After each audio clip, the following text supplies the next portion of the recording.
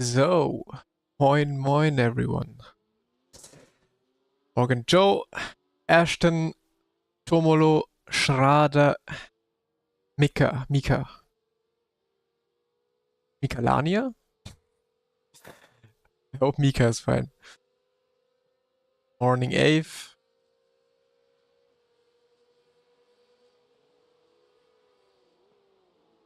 So, let me tie my shoes and then we're ready to go.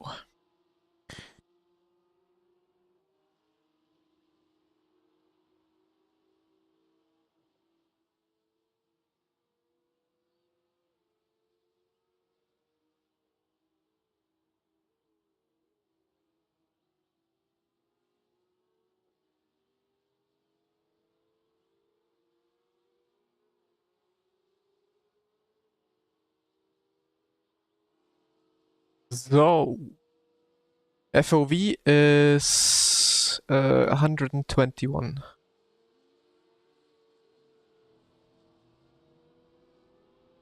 Fit für die 10.6. Ja, ich denke, schaffen wir heute nicht. Da muss schon einiges passieren, dass wir das heute schaffen. Aber die 10,5 bisschen saven.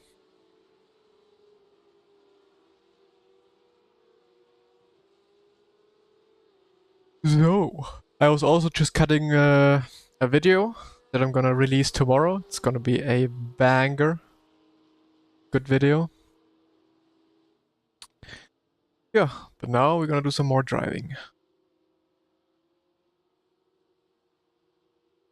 I was doing some testing and did my PB and fixed 147. That's pretty good. 147.0 is a pretty good time. Morning Moritano. Nee. Heute nur First. You have different wheel settings for different cars? No. Maybe one click of for feedback up and down depending on the car. So.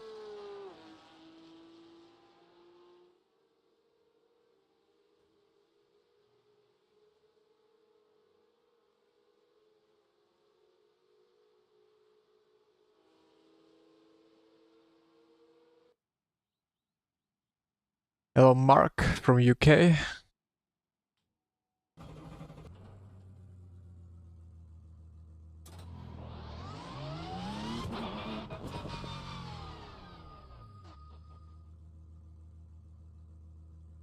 Ah, okay. People wanted to have ABS. Where can I find ABS in cups? I just cannot find it.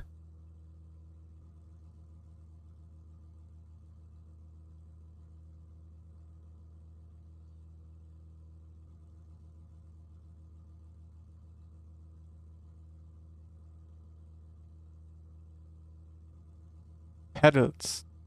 Ah, but I cannot put it in the telemetry. It needs to be in the pedals. Yeah, nope. Then, unfortunately, no ABS. Unfortunately, no ABS.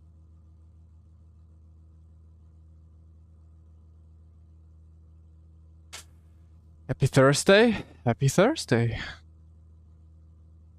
Only one day, then it's Friday, and then it's pretty much already weekend.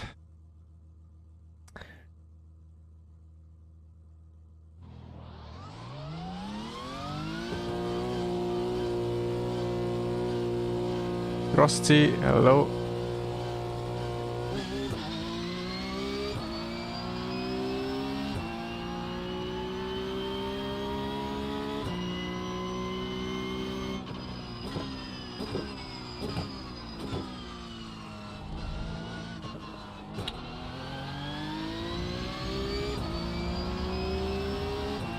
Louis Kaiser is already driving. He was fast yesterday.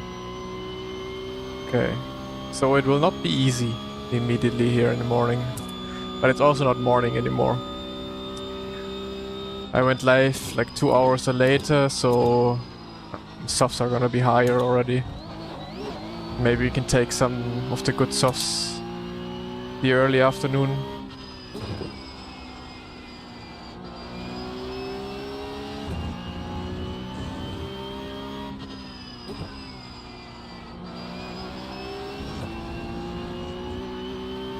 I'm still using the Go set, yes. I will always use it.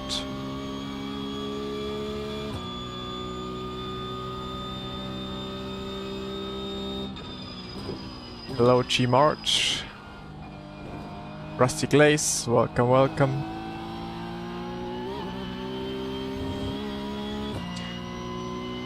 Is it possible to finish first in a low soft session and still lose iRating? I don't know, but I actually want to try it at some point. Ballhawk, hello.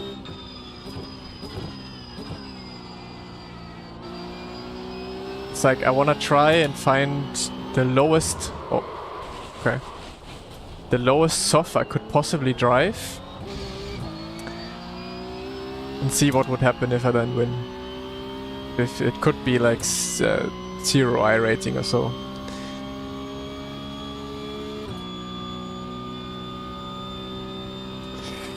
No thank you, Chris. Then the girlfriend will be very unhappy.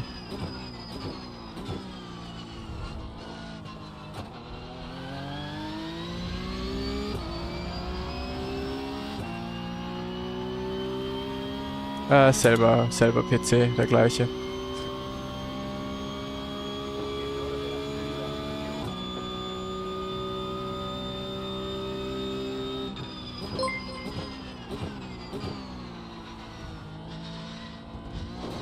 Kian, thank you very much for the sub. Appreciate it. Early to the stream. Thank you very much, mate.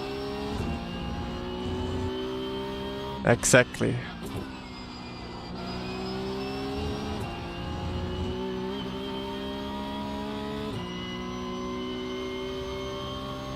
Can't control the M2. I'm in the same boat. The M2 is incredibly hard to drive and very hard to handle. So don't worry too much about it. It's the M2 that is very specific and very hard to drive.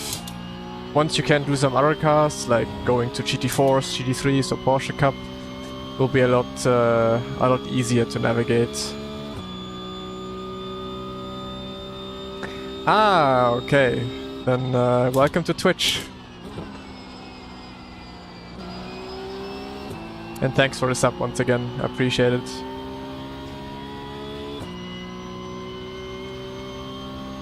I mean, yesterday we only had one bad turn 1, right? And it turned out to be a really good race.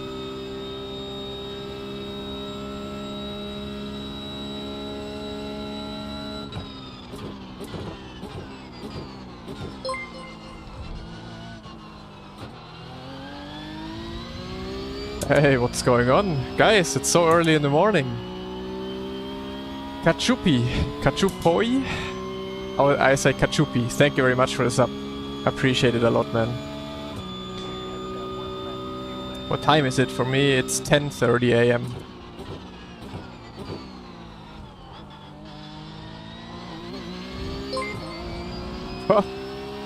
What in the hell? DC on track. Thank you very much for the sub. Appreciate all of you guys.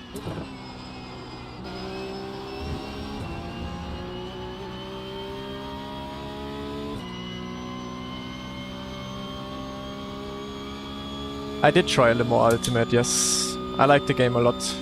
I would love to do some more Le Mans in the Ultimate in the future.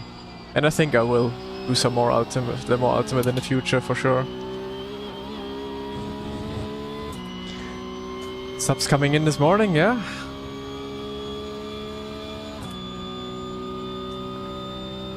Appreciate all of you guys' support. If sub or not, doesn't matter. As long as you're watching. Perfect. Appreciate all of you guys. Last few days have been incredibly fun streaming.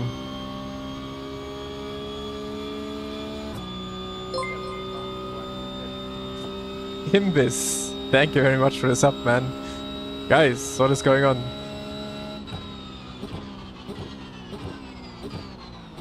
Geliefert wie bestellt. Moin, moin.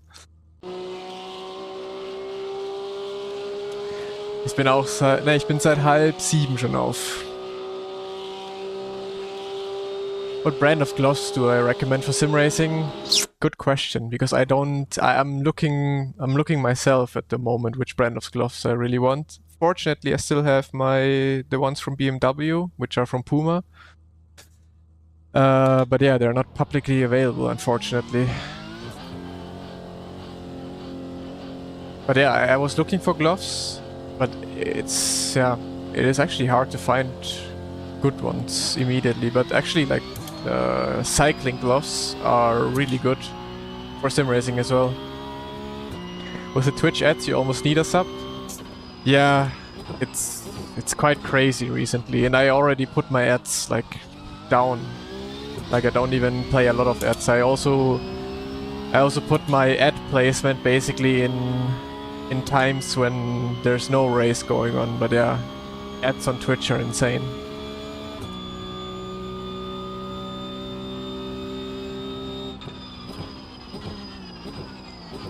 How much would I spend on gloves? Well, I used to spend a lot of money on gloves, because back in the days I was using like actual racing gloves.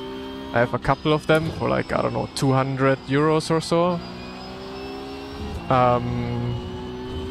But now it really depends on the glove. Like, if I know it's a really good glove that I will use for a very long time and I feel like it's worth the money, then I would spend 100, 200 maybe. But it really depends on the glove, for sure. For most gloves I would not pay more than 100.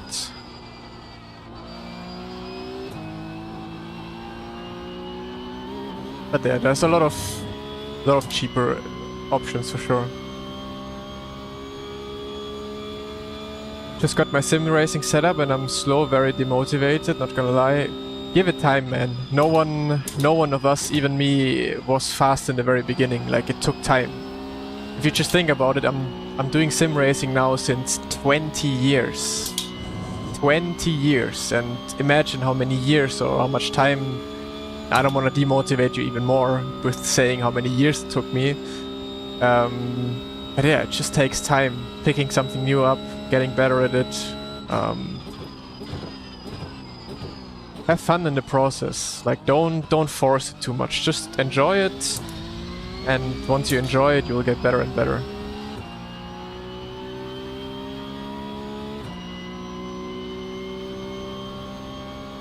No, I have not set max brake pressure.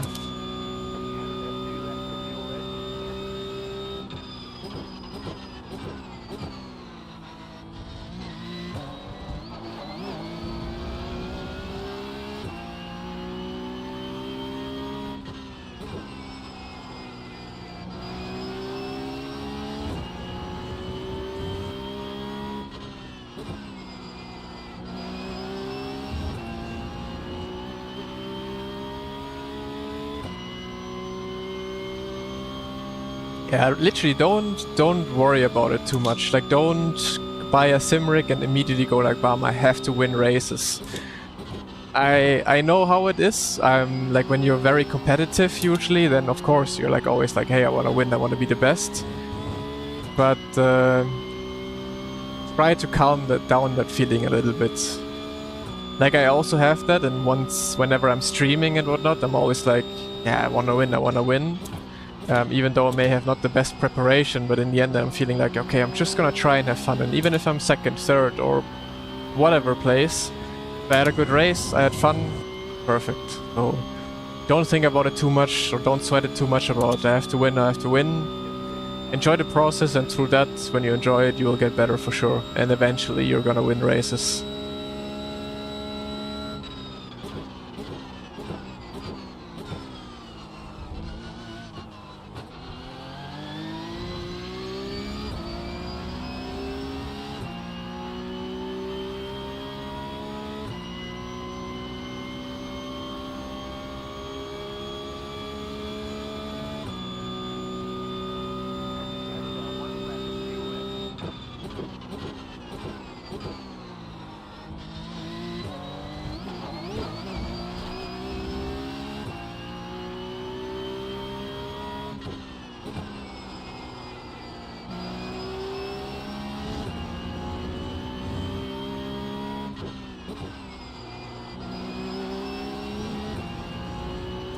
Different probably. I'm that I'm invested in the hobby, enjoy it, but have plateaued at around 2 seconds of world record times.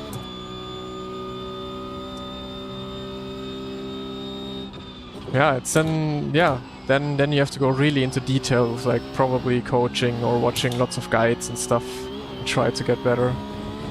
Or try to drive different.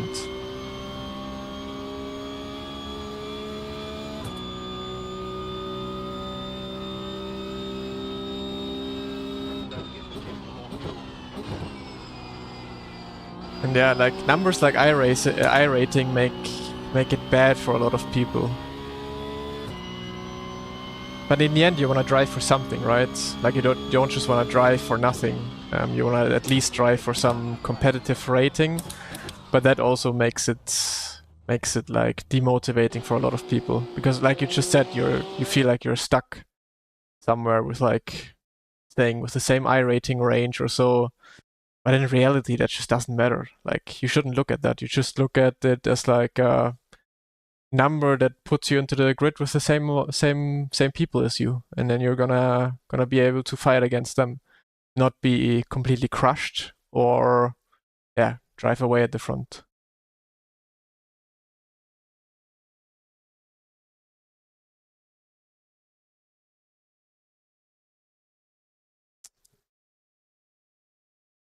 What's the best way to learn tracks? I usually start with lines and then watch tutorial to find markers and turn off lines. That's a bad habit. You mean you start with having the lines on, like the green and red line on the floor, on the ground, on a track? I would not do that. I would not start with that because then you fixate yourself too much on this line. Like your brake markers at first is gonna be on the driving line because you see the line going from green to red, and then you usually look at exactly this spot where it goes from green to red, and that's where you brake. So this is your brake marker, and once you turn it off, you don't have that brake marker anymore. So I would always turn off racing line because it usually teaches you bad habits. Turn it off and try to learn the track by looking at the track itself. And then obviously watch some lap guides on YouTube or live streams, however, like how the good people are driving, and learn the lines like that. And then slowly try to find also brake markers that work for you.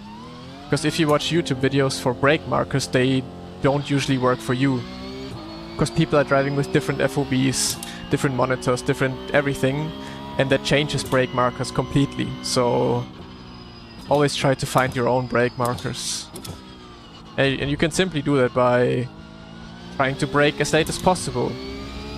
Do you overshoot the corner? Do you make the corner? And then from there, okay, you have to brake a little earlier, then you brake earlier, then maybe brake a little too early and see how it improves or makes it worse for your corner entry, and then you can find your braking marker like that.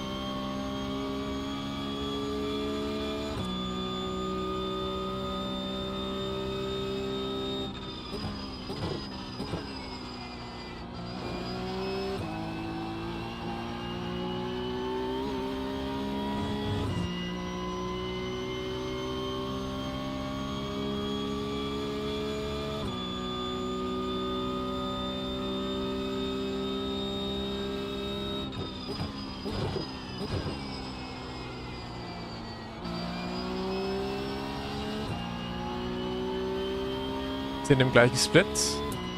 Dann good luck im Rennen.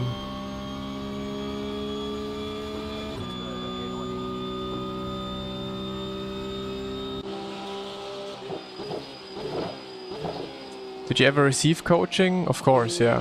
By teammates, for example. We always coach each other all the time, every single day. When we prepare for an esports championship, for example.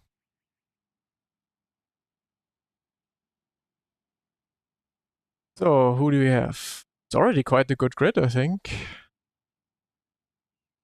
Yeah, could be close. Probably have to send it in qualifying.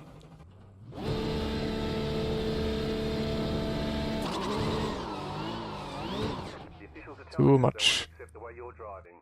Your laps won't count until you reset the car and start over.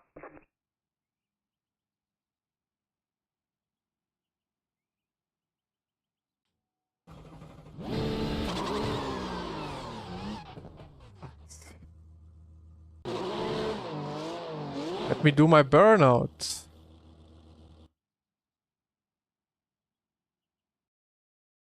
$11K today. Do you know how long it takes to get 500 iRating?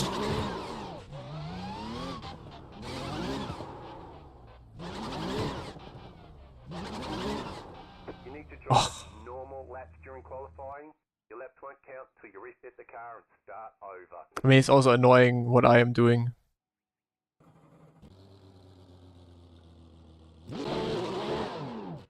Okay, let's just...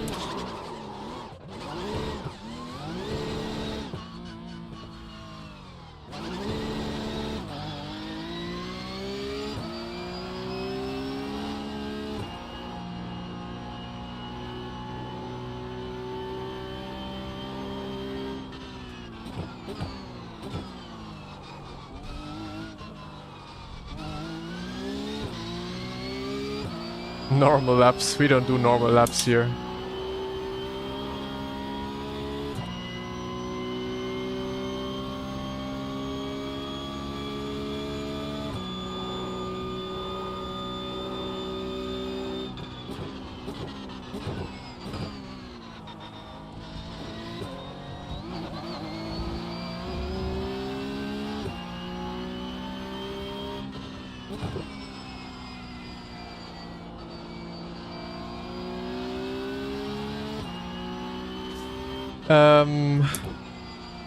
Why keys?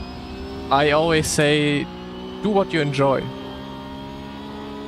Literally drive what you want to drive. This is like people don't really like. You just have to think about it as a game.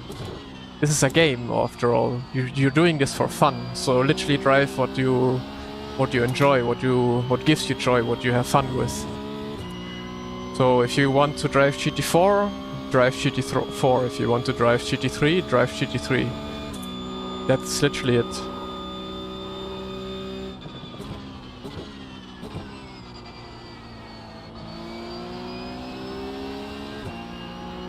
There's also no trick to it or advantage or anything. It's literally whatever you want to drive.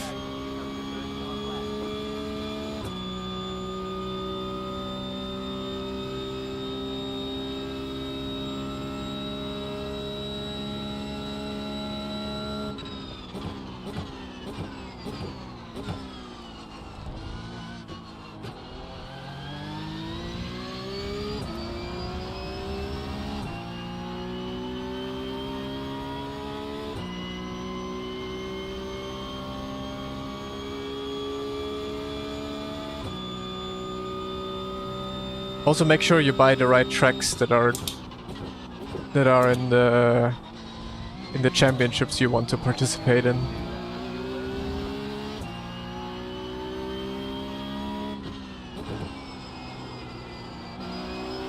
Unless you just want to drive offline and have some fun, then obviously you can buy whatever you want.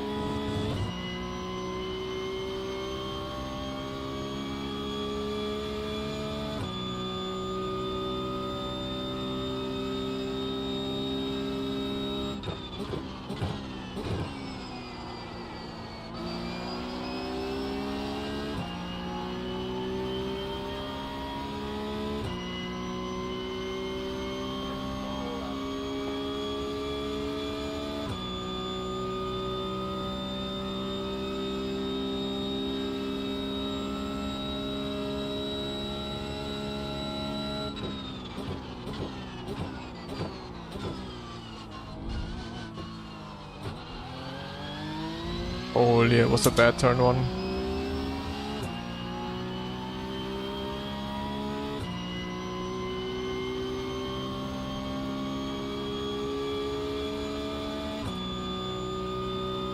Yeah, but turn one was, lap one was already quite good. Don't think I have to improve much, if at all.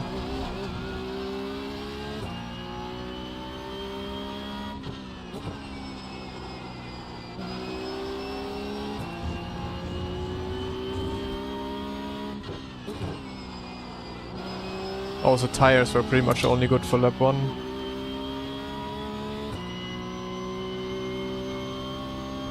Nah, the Mustang is the worst to drive by far.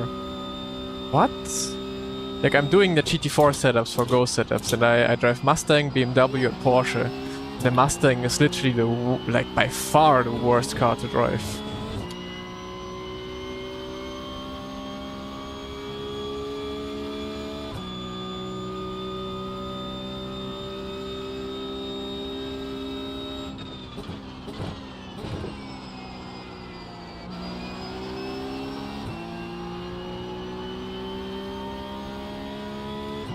Oh wow. This last corner was good. It sounds the best, yeah. It also looks very good. But it just drives like shit in the GT4 class.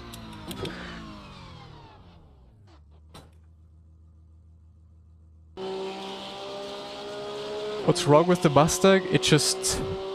It tries to kill you every single corner. Like it tries to, like the rear is so unstable that you turn into the corner and it immediately goes around. Like you have to, first of all, drive highest wing pretty much everywhere. It is not slow. It's like, I think it's faster than the BMW in most occasions. But it's, I think, the second slowest car of them all. And then also it's like really hard to drive. It's the worst sickness for a sim racer, diarrhea, yeah. That's the answer. Imagine having to brake 60 kilograms every single corner. Not wanna have diarrhea with that.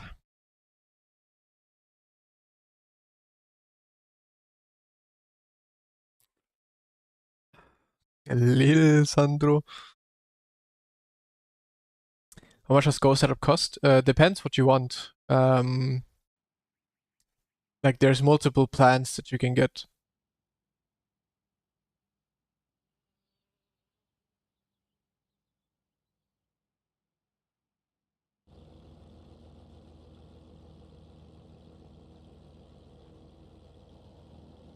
But you can use my discount code, for example. So if you get the yearly plan, like for a full year, then you get 10% on it, which is the biggest discount. Because you can use my code only once per account.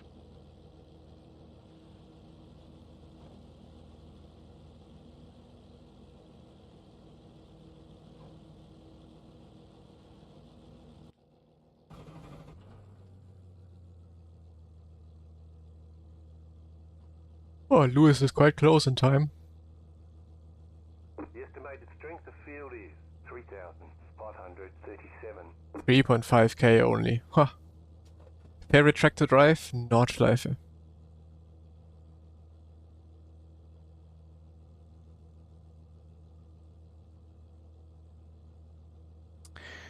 I use 3.6 for seatback in the game. So quite little. I use VRS base and VRS wheel.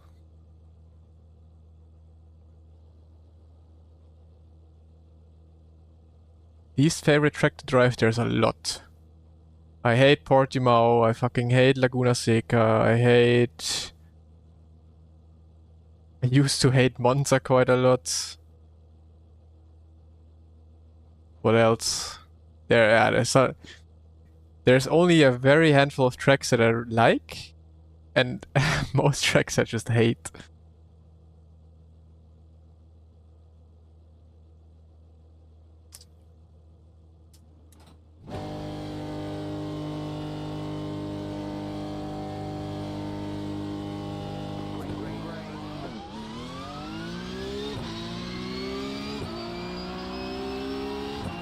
I said Nordschleife.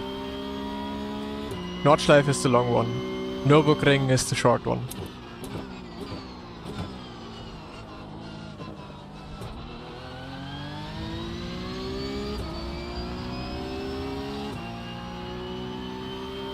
Moritz a hater, yeah. Big hater.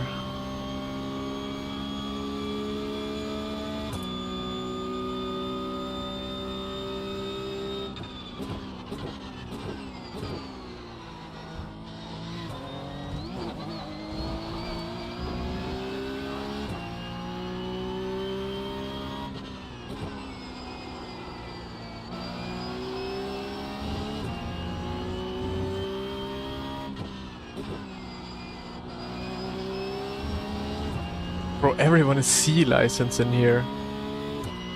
C or B? Ha.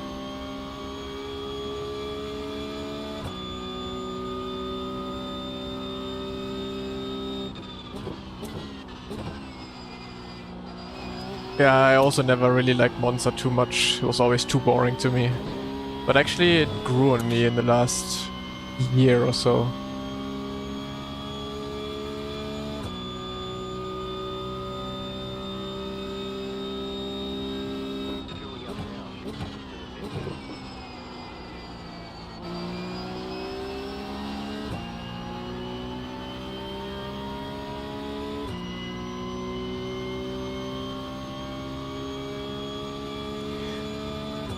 No, I don't think Spa is overrated. I think Spa is a really good track, but it's also a track I really don't like.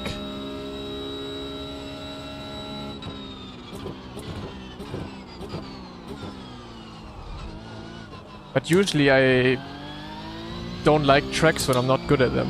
And Monza used to be a track where I was always bad at, so that's why I didn't like it. Recently I got better at Monza, so I started to like it. Spa, I'm always really bad, always. Like, I'm just always missing pace on Spa. And that's usually the reason why I don't like it too much. So yeah, let's see. Once I'm good at Spa and find some lap time, I might actually like the track.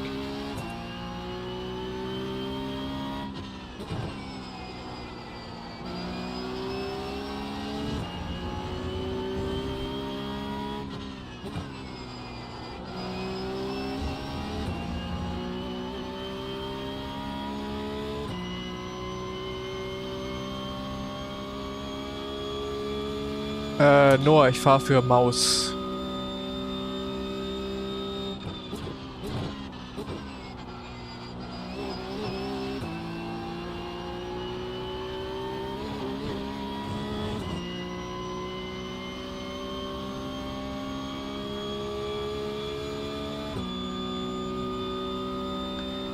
Which VRS base? The first one. Not even sure how they're differentiated now.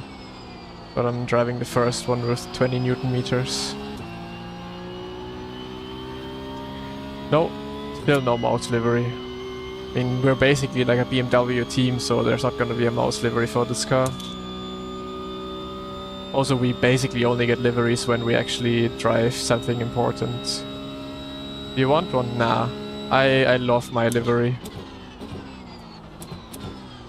And you're also not allowed to just make a mouse livery without permission and stuff.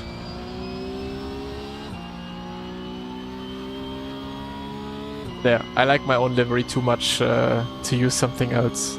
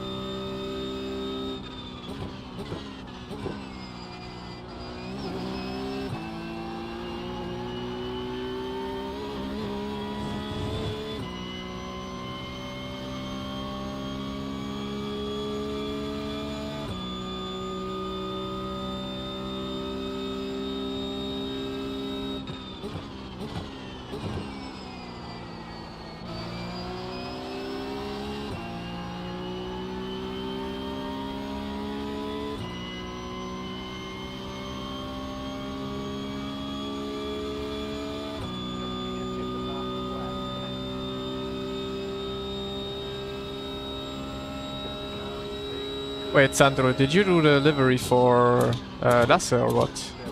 Or did I take some messages out of context here in chat?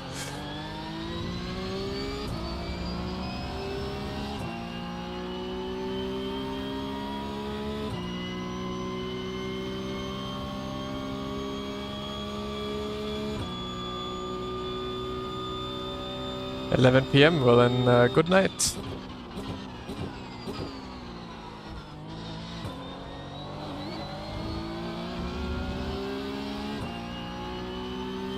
Ah, nice. Deliveries look really good.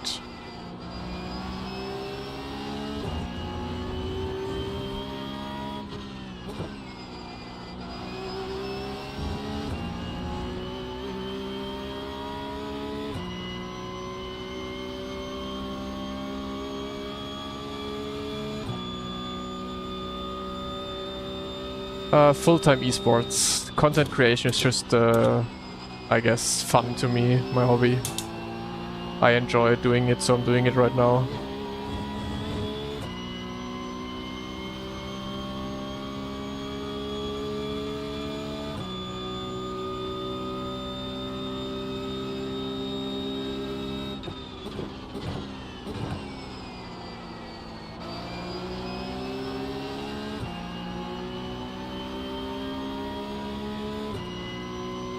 Humo, 0.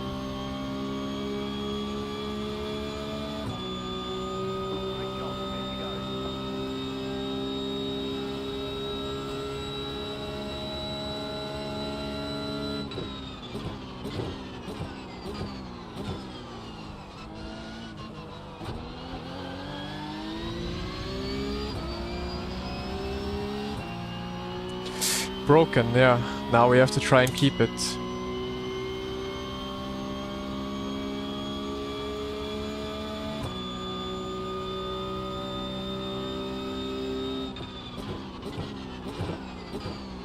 Now, with a good paying, like with a good esports contract, you can make a living out of it.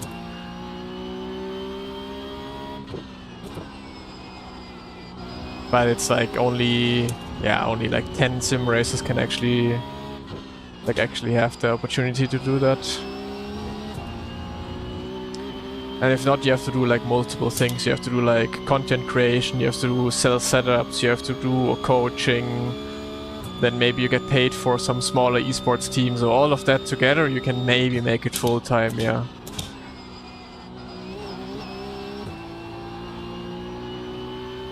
But you will most likely always be better off working a normal job. Unless you're really on the highest pay grade in a big team. Then it's a different story. But if you just do iRacing as an esports, where there's not a whole lot of esports, then you will not be able to make it full time. I'm full-time racing right now, yes. No, I'm far away from my peak rating. Peak rating was 10.8k. Well, it's not far away, but it is quite a bit away.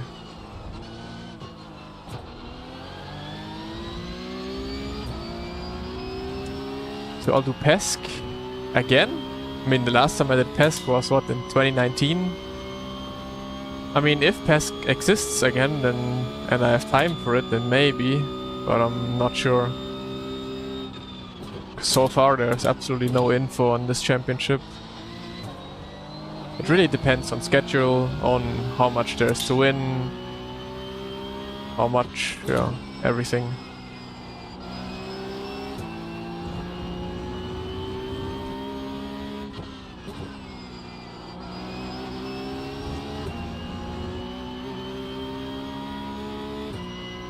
Yeah, because I hit the grass for a millisecond, that's why I got banned for like, I think it was 2 days or 1 day.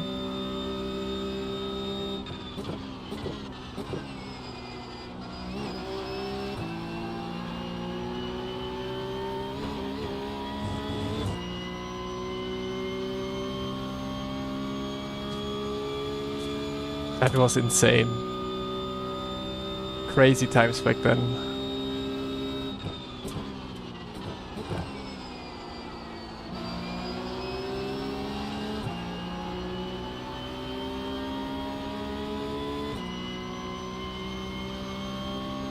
No, 10k. I mean, 10k for sure is still special. It's quite a special number to hit on iRacing, but it's not that special anymore like it used to be. I mean, it definitely is still special because people keep talking about it. Like, there's people coming in the chat here saying like, holy shit, 10k iRating, whatnot. So for a lot of people it is for sure still special. I'd say for most people it is still very much special because it's only 100 people out of like 300,000 iRacing drivers, you know, so not a whole lot that have it. But yeah, back then it was very special because I think I was the third or fourth driver to hit 10k on iRacing. Back then that was a huge accomplishment. Now even 11k doesn't even feel like crazy anymore. From 12k on it's getting very special again. But then you are on 12k and then there's still someone with like 13k, so it doesn't feel all that special then.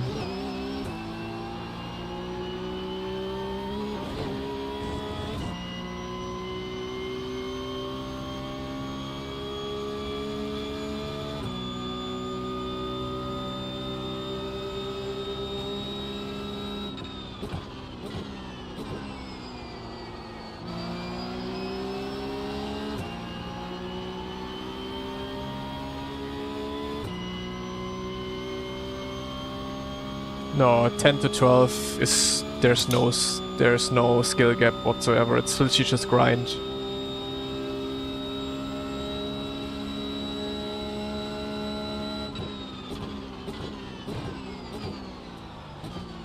Grind and a little bit of luck for sure.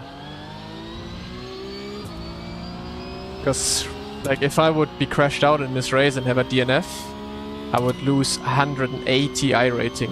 180 iRating. And that takes me like 4 days. 4 days to get that back. So yeah, it's just a huge grind to get to those numbers.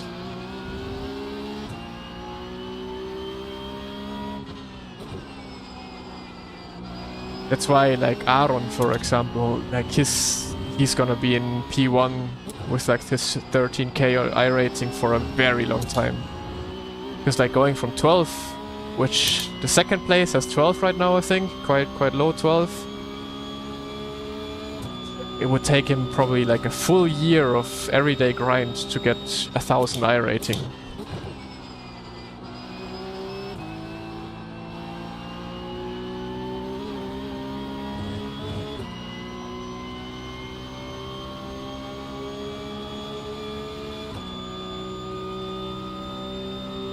Went on 12.4.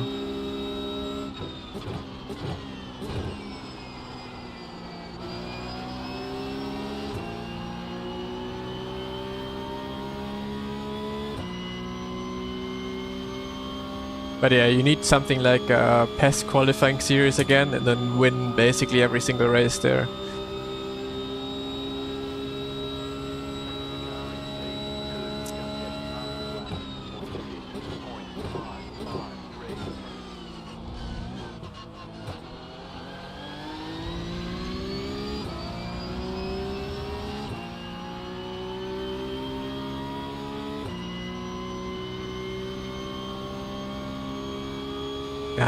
Thomas Ronha has never been the highest. He is very high up for sure, but it's not the highest.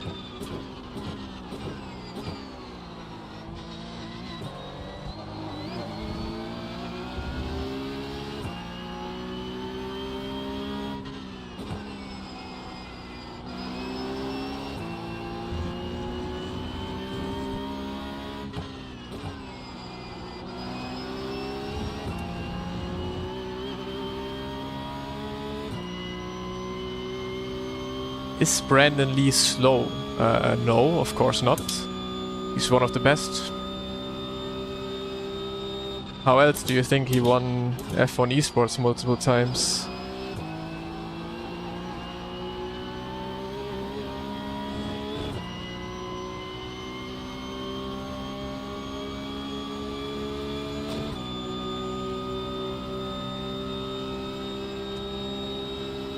Whoever is saying that Thomas Ronha is cheating or grip hacking or anything is gonna get banned, by the way. Fucking hate those accusations from nothing.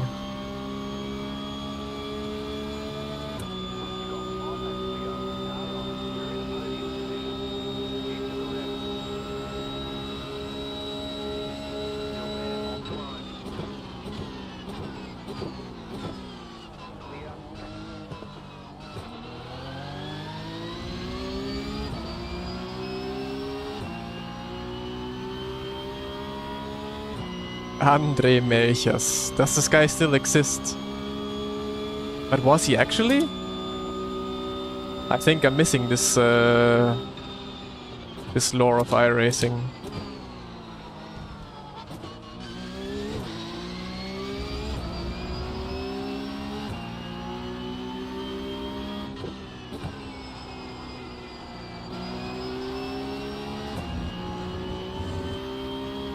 Yeah, the same rumors.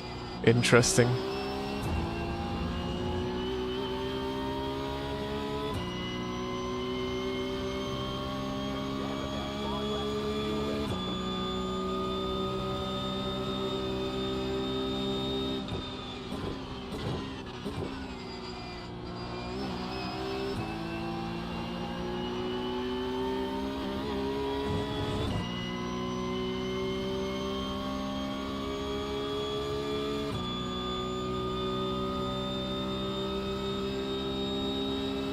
But where is Melchers actually?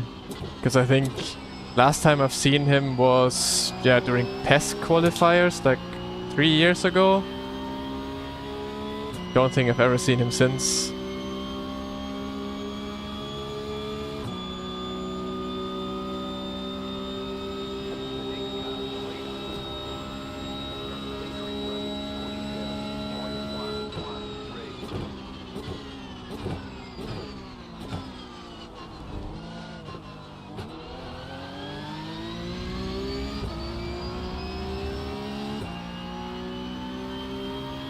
Living his life, I guess. Yeah. Fair enough.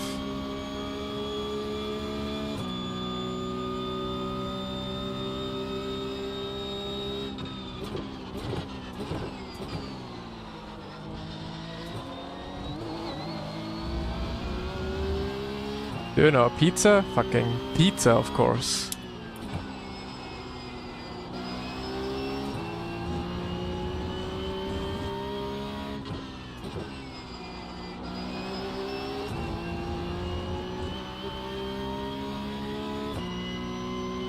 Idiots of a week. Is that from the iRacing channel, or is there actually a YouTube channel who always does it?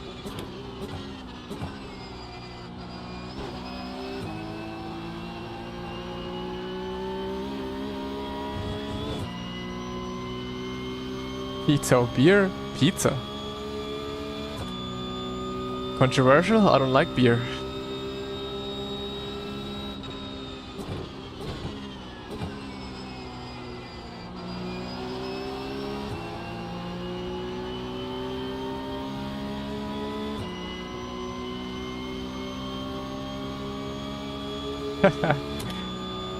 I don't like anything that has alcohol. Like, alcohol is just the worst fucking taste to me. I like Radler though. Radler is literally the best thing in the world. So come at me even more for saying that.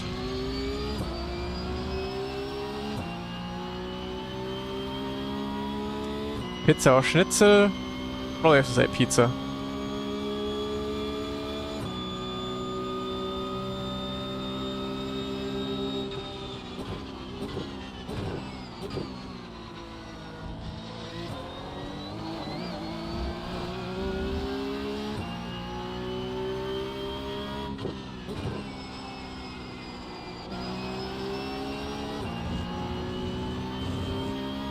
Pizza or iRacing?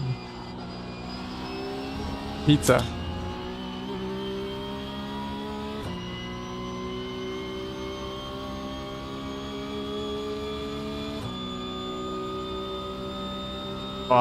A lot of things beat pizza. Your verse, like whatever you put against pizza, was just very bad. Schnitzel is too basic. Just meat.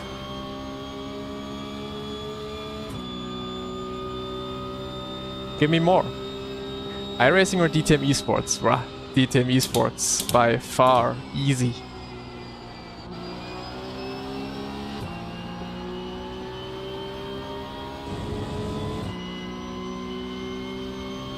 DTM Esports or pizza? DTM Esports. When do you overtake him? Last lap.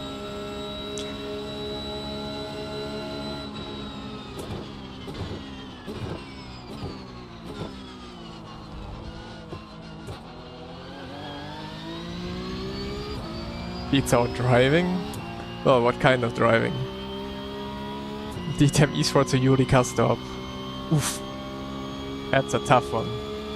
Actually, it's quite the easy one. DTM Esports.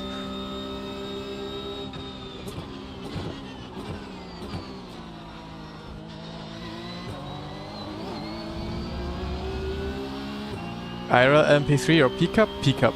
Ah, dude, the pickup I drove in real life was so much fun. The LMP3 is not a whole lot of fun to drive. It's a crazy car to be in, but it's not fun to drive. Whereas the pickup, my god, what a car. Original Nürnberger Lebkuchen. Ah, depends. Depends on what time of the year it is, but fucking Lebkuchen are insane.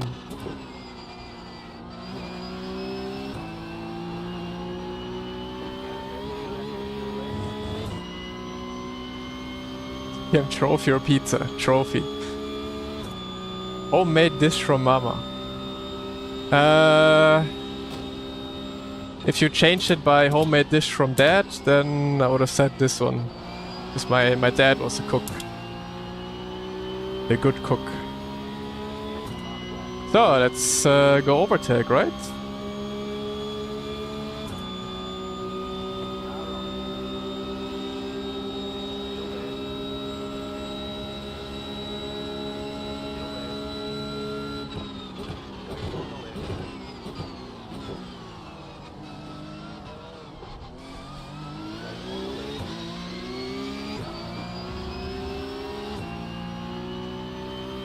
Sausage or pizza? Pizza.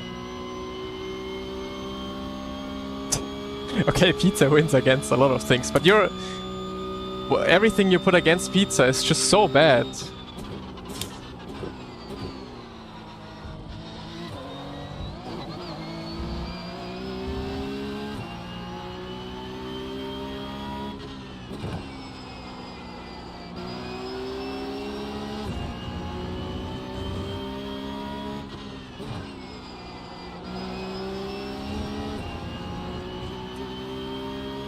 Pizza with pineapple or pizza with sausage? I don't know, I've never had sausage on my pizza. I've had pineapple on my pizza before though.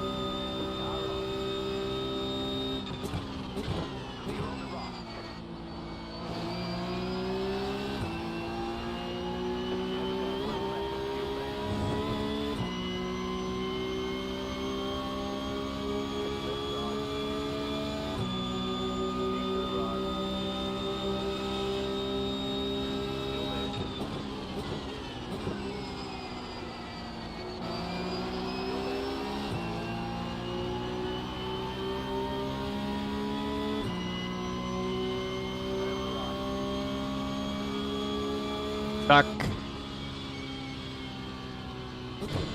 Good race, that was fun.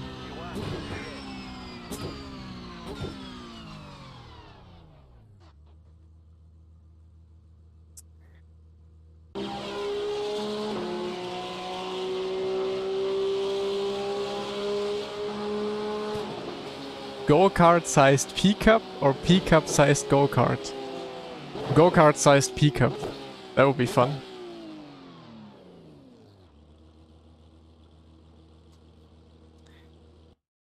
And another 0x race. Pizza or girlfriend? Ooh, girlfriend. Easy.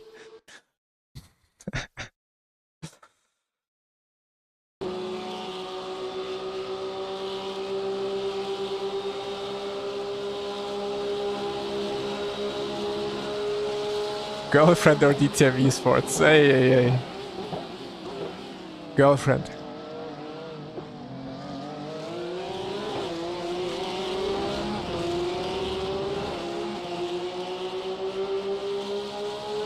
Which class would I recommend for IMSA? Whatever you enjoy. Pizza or 200 iRating? I could always have 200 iRating if I really tried. But then I couldn't have pizza anymore.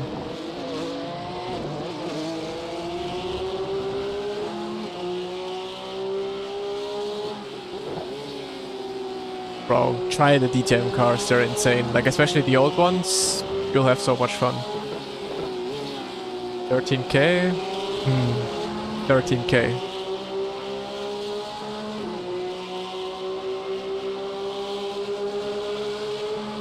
New seat? I would take a new seat. If I could choose my seat, then I would take new seat.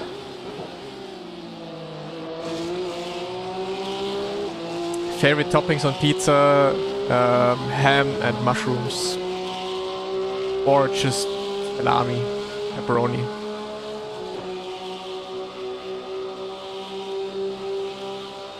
Default iRacing liveries.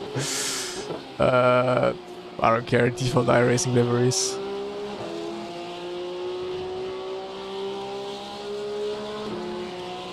What's your lap 1? Yeah, I saw you got crashed out in the second chicane.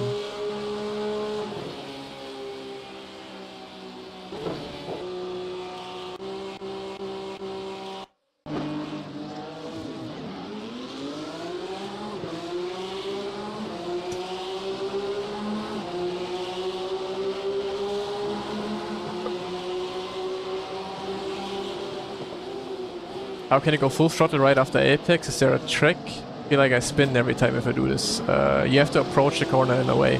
Like usually if you spin going on throttle quite quickly after the apex, then it means you're going into the corner too fast. And your approach is just too tight. So try, like that's what I'm always teaching and saying. Try a slow in, fast out approach. Like that you can like, yeah, rip. And then you survived. Okay. How can you lose it like this?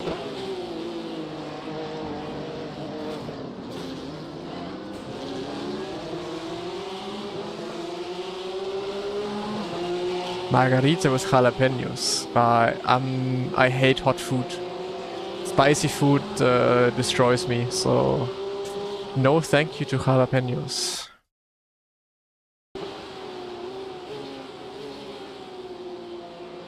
I do coaching, yes. All the info is on my Discord. Is that a slowdown? Yeah. This guy as well, or what? Ja, genau. Oh my god, death.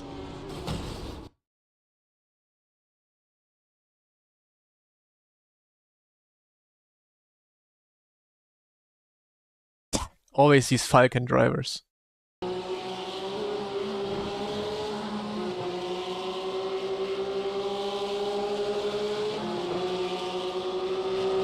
What the fuck?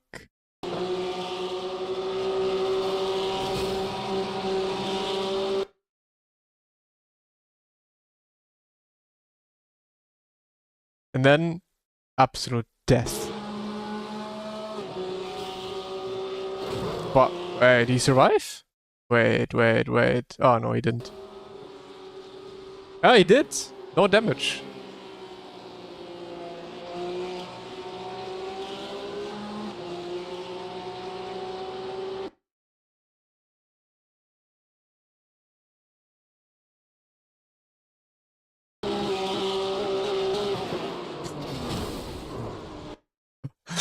Yeah, but this guy got rear-ended by Lando Norris himself.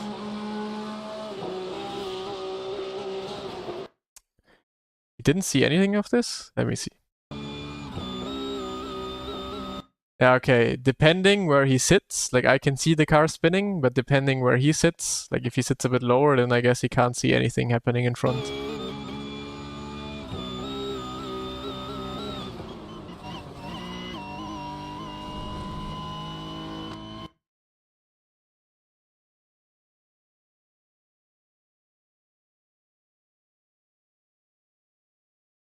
But yeah, that was quite the incident.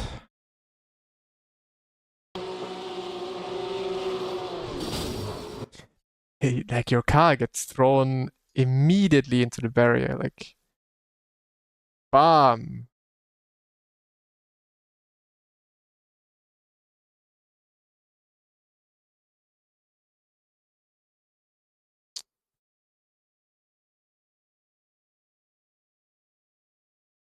Yeah, conditions basically change every single race, and especially from day to day. Like I mostly have the feeling that conditions get faster when the week progresses. Every race is different, but definitely every day changes as well.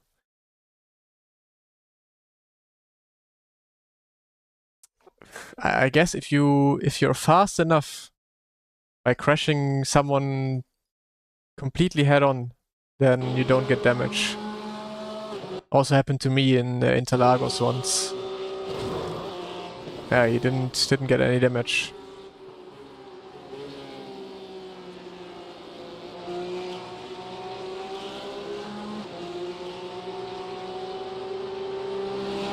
Track feels quicker for me. What were the times now? Nah. Right now the times are quite similar to yesterday. But we brake so low and still stop the car? Well, that's exactly it. If I would brake higher, then the car wouldn't stop at all. So I'm braking in a way where the car brakes the best.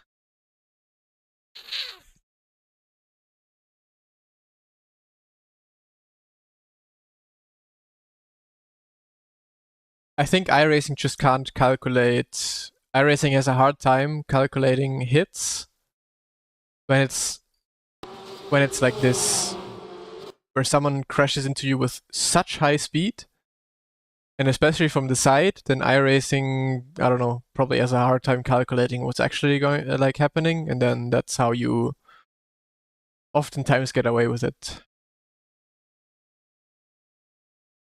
or slightly off the ground. Yeah, I guess. But he was on the ground. But yeah, I don't know. It's probably too much of a speed difference. Decap was very weird braking? No. Decap was good braking.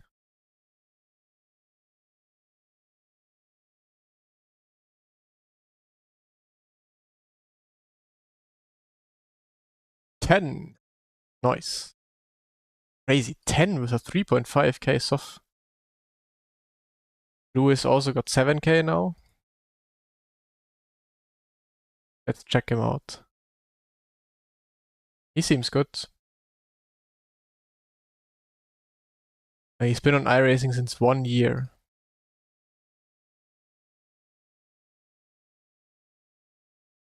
Yeah, good progression for 1 year.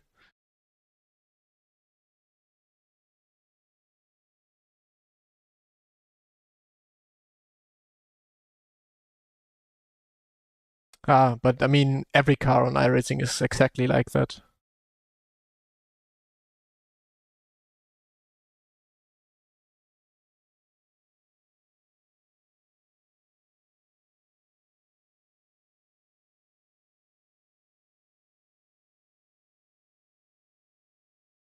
So we go next. Fix setup.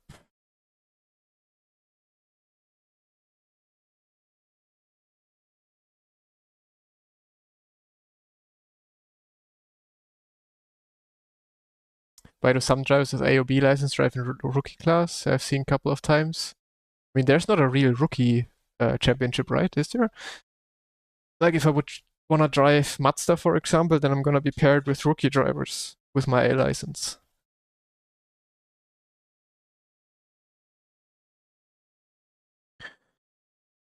Okay, quick toilet break. BRB.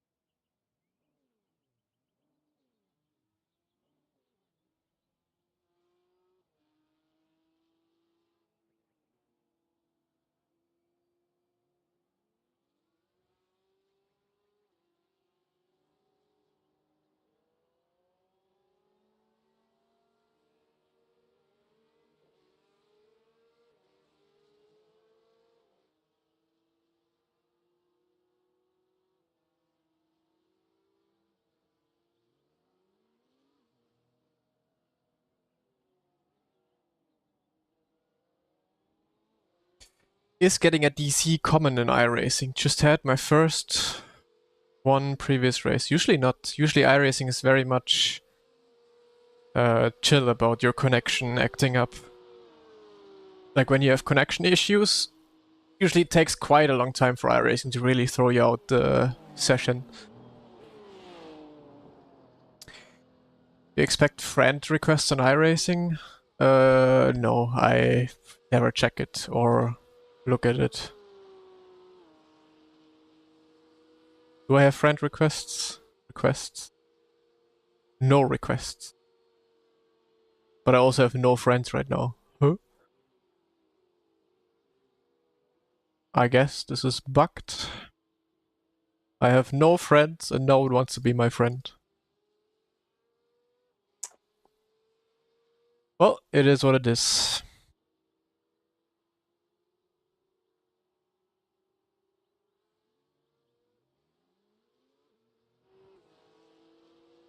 No guys, it's not bugged.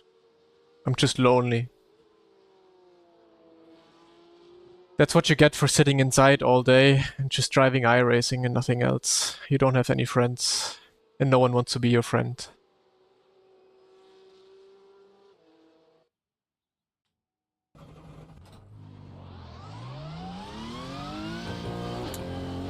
But you guys are all my friends, right?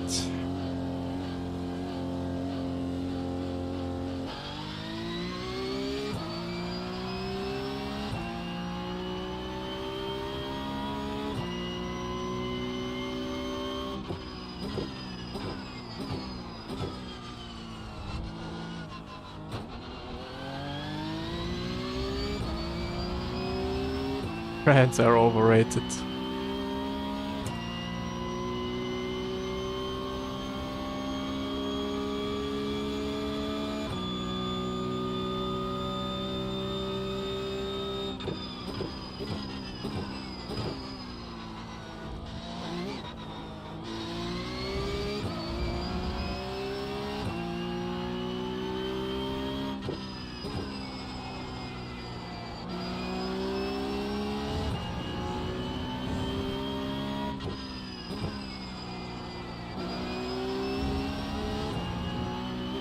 Friends or pizza?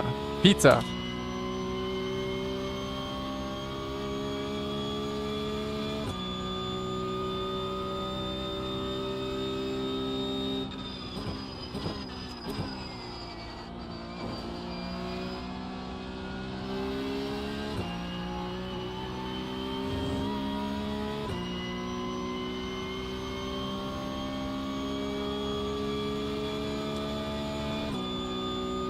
Imagine having friends, but then you can't have pizza, so...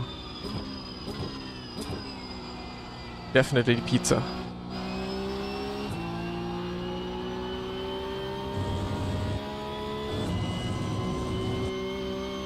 Hey, Nikolai.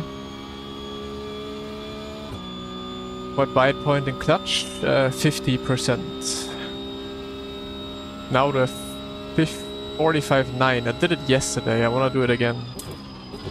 But yeah, weather just needs to be good.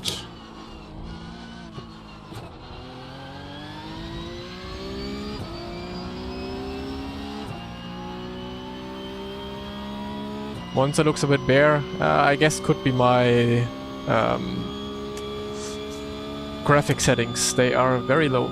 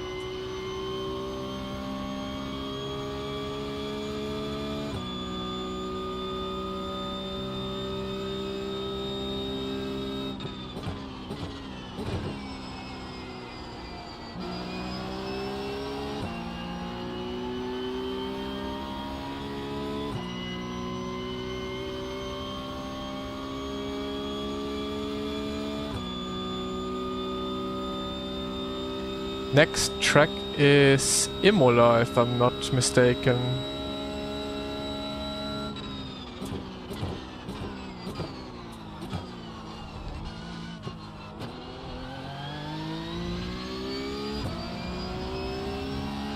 And then we have Daytona.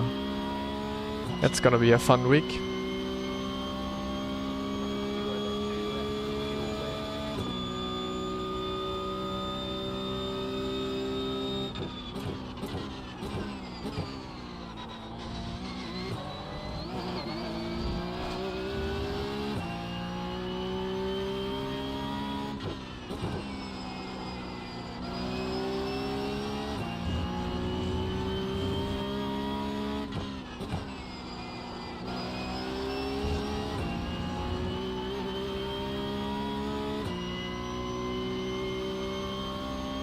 I think the bus stop is going to be fine in this car, actually. Could be totally wrong, but I think it's going to be fine.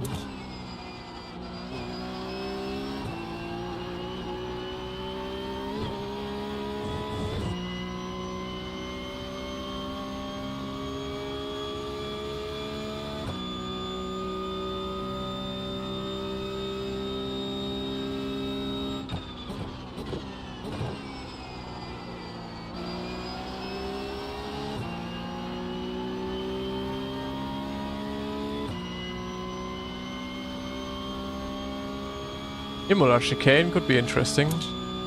46-0. Unfortunately not the 45-9.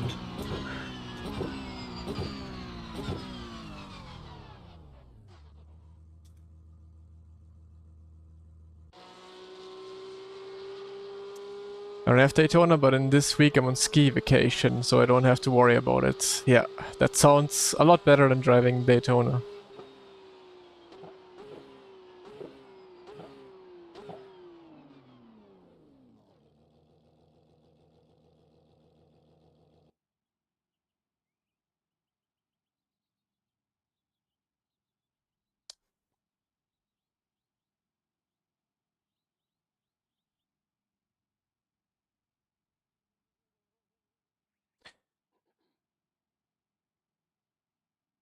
I think the car really only has issues when it's like a very sharp bump. But like Imola chicane, for example, is quite smooth how you drive onto it. It might be a bit of a different story when you then bounce back from the first one and then try to go over the second one again. That could be an issue. But for example, also in Daytona, I think the chicane, the bus stop is going to be completely fine. How do I use clutch for start? 100% clutch, then I drop my right clutch, so I have 50% exactly, and then 50% I slowly drop as well.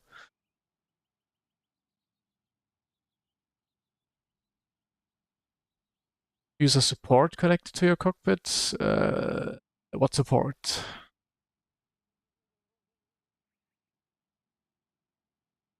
Is it true the higher the iRating, the worse the drivers get because of ego? Depends. Depends on the drivers, pretty much. But in high iRating grids, you oftentimes have people really pushing the limits and like wanting to go for everything, every little gap because of iRating. Whereas you don't necessarily have that in lower splits, but you will have a lot of people being very unpredictable and just not being, yeah, on their A game in terms of how they drive. So there's also going to be a lot of issues and crashes with that. No, please no Watkins. I will never want to drive Watkins. So please no pickup Watkins.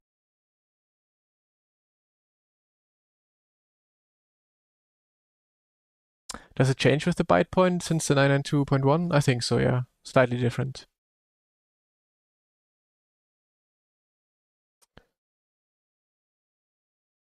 Next one is gonna be fixed. Why no Watkins? I hate that track. There's not a single corner on Watkins that is fun to drive.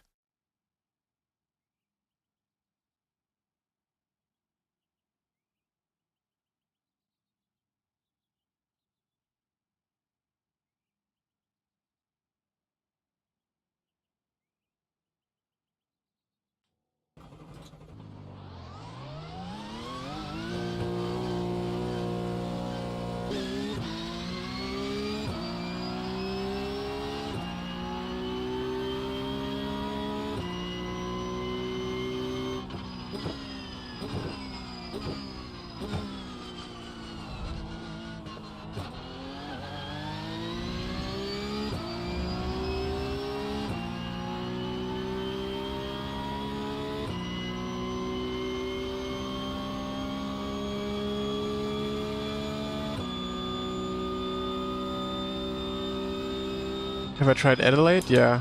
I did some coaching on Adelaide the other day. Quite a fun track. I'm a fan of street circuits anyways. So I will basically love every single street circuit there is.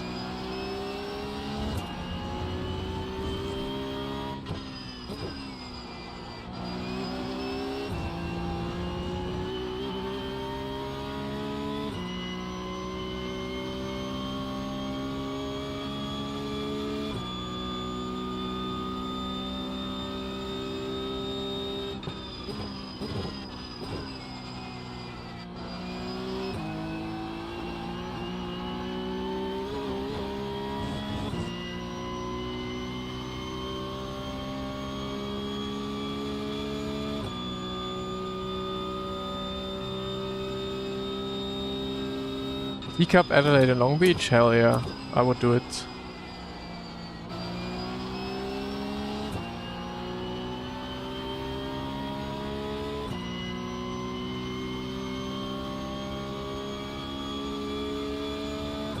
Yeah, Belle Isle was like a qualification track for, I think, the first season of PESC. That was good fun. I loved it.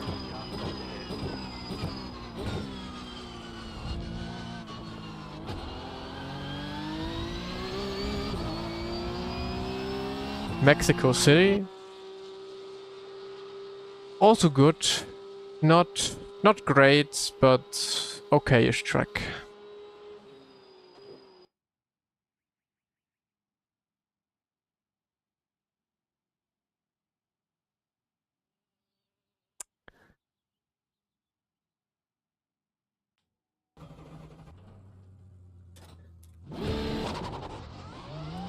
Have a race against Verstappen? Sometimes, yeah. Some races.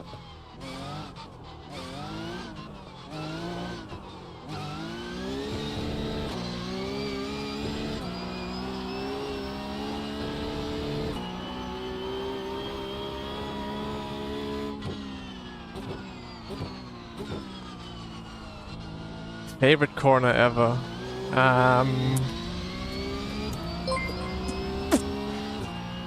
I think it's the Brünnchen section at the Nordschleife because it's just so nice flowing. Marco, thank you very much for the sub. Appreciate it and have fun with the stream. He got tear in your eyes? Of course he is. I'm not glazing, but he's one of the best, if not the best. Do a 360, I dare you. No, thank you. It did not work yet on Monza. It worked on Miami, but somehow not on Monza.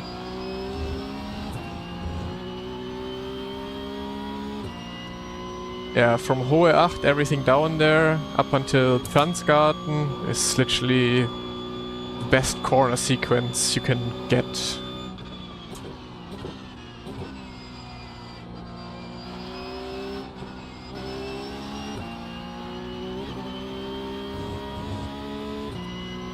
How much torque do I use on my wheelbase? Not much. My wheelbase has like 20 Newton meters and I usually use around like 30 to 25% of that.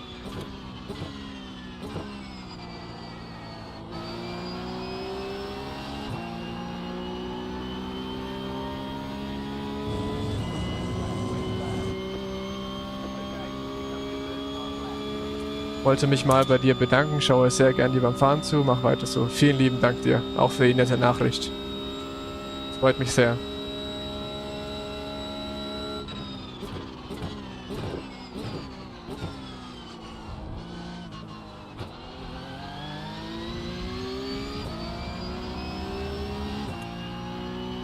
I use VRS, yes.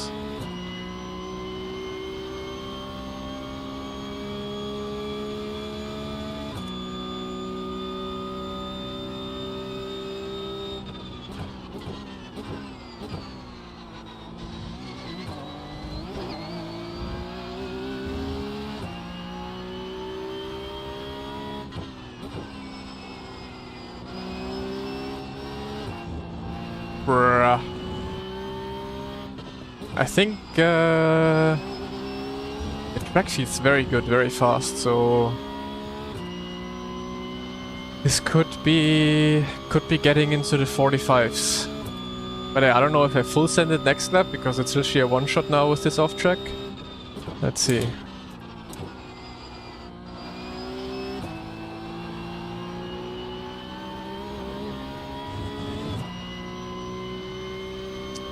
GPU is a 3080 that I have right now, but I think today I should get a nice package with a 4090.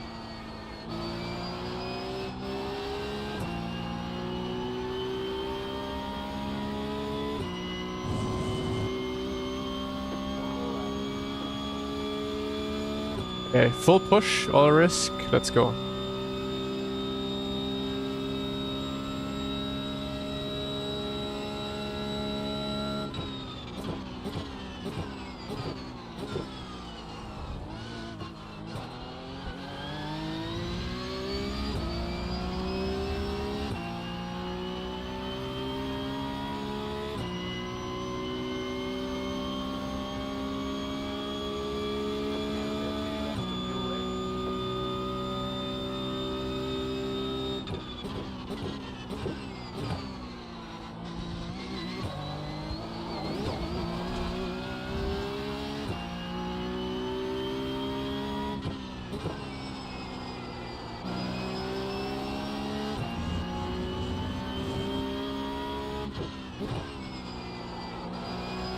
Aw, terrible.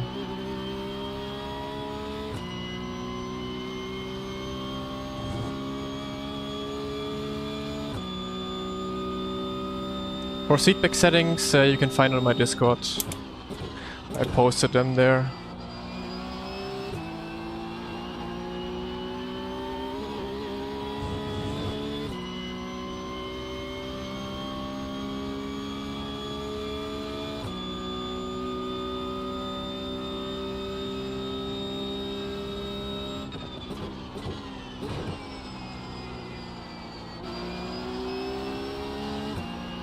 Also way too careful here. I mean, it's gonna be pole, I think, for sure. Is it? Yeah. But that was not a great lap. Checkered flag, checkered flag. And the chicane in my first lap was nuts.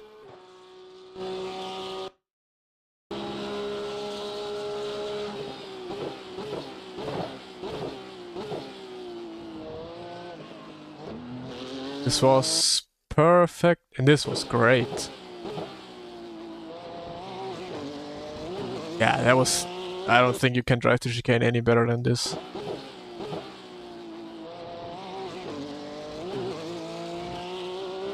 Oh, that's so satisfying to watch.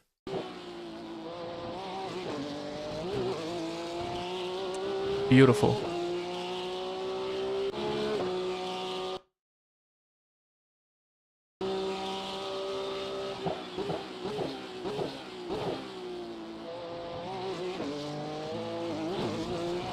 Yeah, this was not. Here, this was too careful. And then here I got oversteer.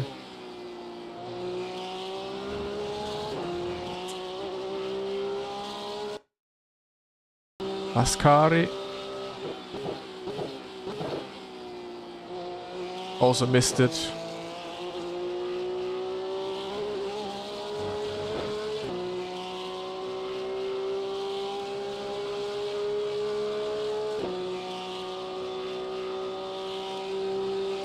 Yeah, if you hit the chicane right, it's always gonna be faster jumping over it. But you need the right line for sure and the confidence.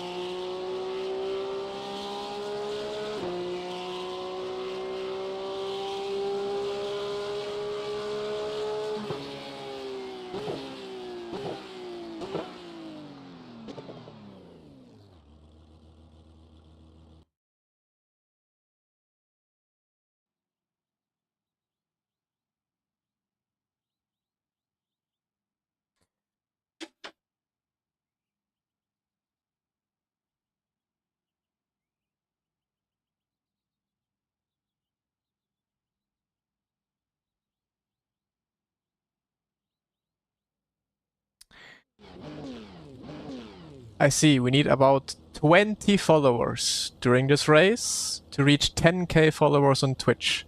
So I want to be, when I finish this next race, I want to go back to my Twitch and see 10,000 followers.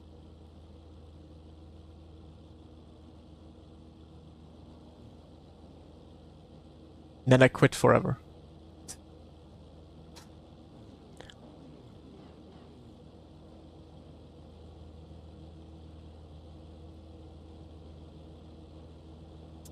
Good news for you, it rounds up, yeah. It should always round down, so you always go for the higher one.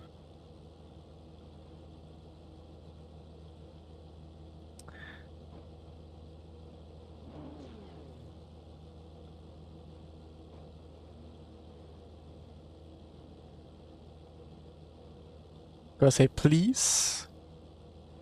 Pretty please.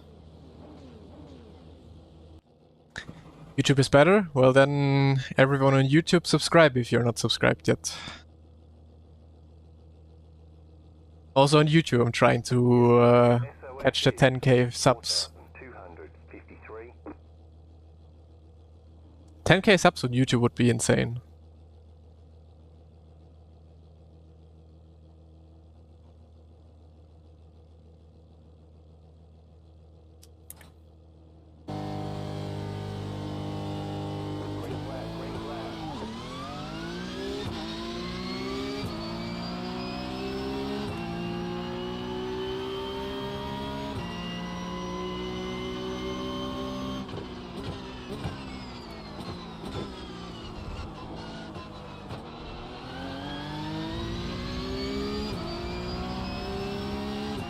You raising Yuri to 10k subs? Yep.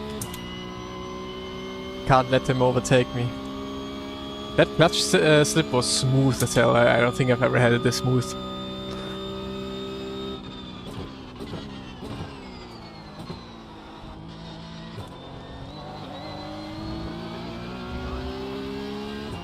Will happen sooner than you think? Yeah, these last few days, my sub count on YouTube went absolutely crazy. Like, it's insane at the moment how you guys support me there.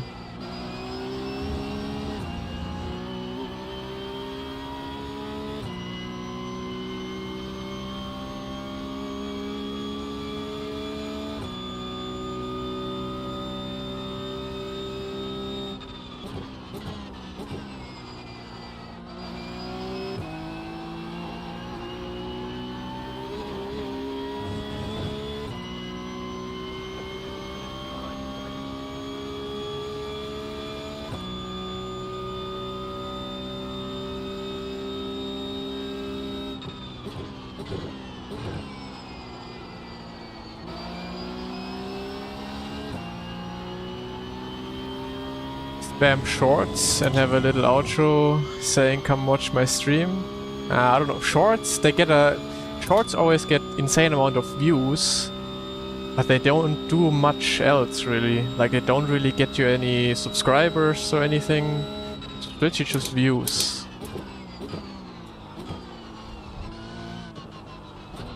But yeah, like, a good YouTube video is insane what it does to the channel.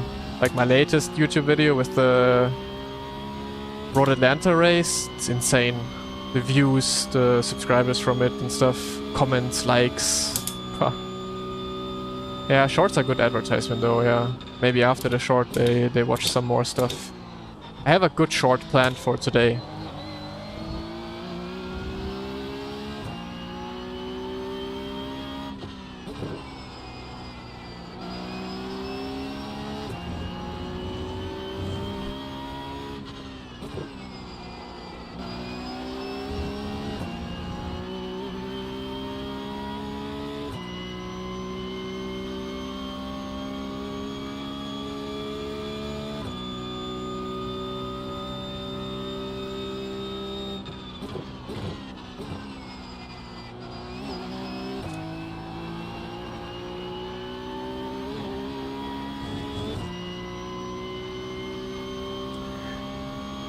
Some battling behind me, I guess. Okay. We have some time to talk and chill.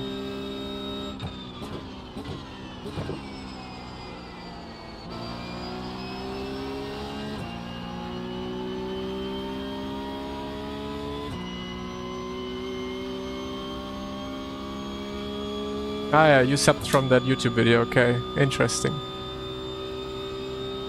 But have you seen me like the very first time through this video? Or did you know of like me or my anything like before of that? Or was it like the first introduction onto me as a person and my channel through that video? It's always interesting to me to know like how people find my videos, my channels, my socials, anything.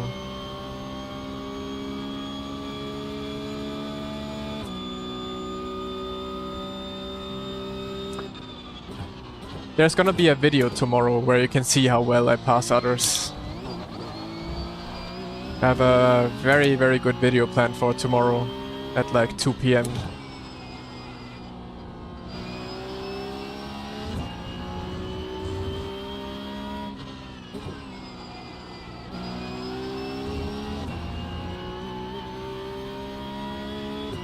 First time. Only real men know you from Rennsport ESLR1? No, real men know me from like race room back in the days. But maybe not men, grandpas from back in the days.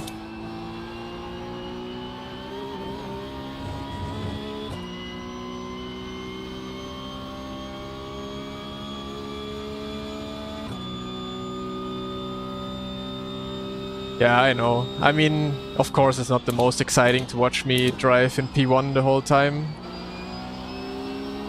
But it's what I want to do, it's my content. I want to get iRating, push the boundaries. Like, I myself don't have fun driving... Like, I have fun driving from the back, but only when it's like a necessity, when I have to do it, when it needs to happen because of a crash or so. Like, my whole being is trying to win. I don't have fun, I don't enjoy anything if I don't win. I do still enjoy it, of course, if I have a good race or whatnot, but... Like, I am here to win races, and I'm not... Just to make it more exciting for anyone watching or so, I'm not gonna start from the back or have like a Smurf account where I can always start from the back and stuff. That's not me, and that's not what I want to do. There's plenty of people who do that, so... Yeah. But I mean, yeah, there's gonna be boring races like this right now. But there's also always a lot of races where you'll have a lot of fighting. People on the same pace as me.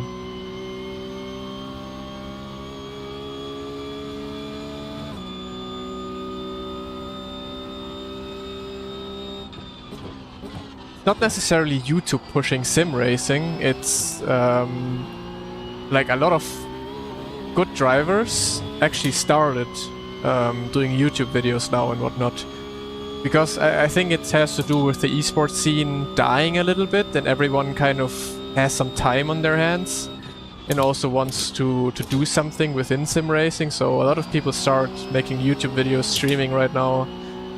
Because first of all, they have time, and second of all, you still want to do something in terms of sim racing. And if it's not esports, then yeah, you can do streaming, you can do maybe some other content.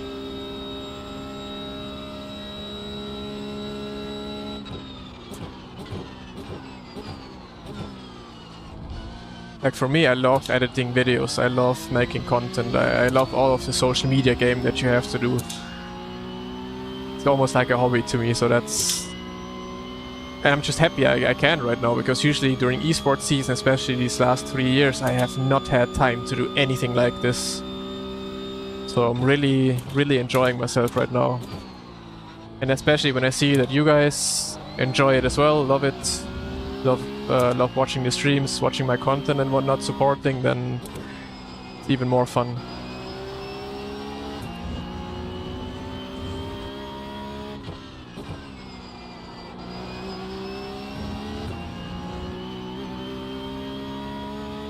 Making content is a good way of getting free gear also.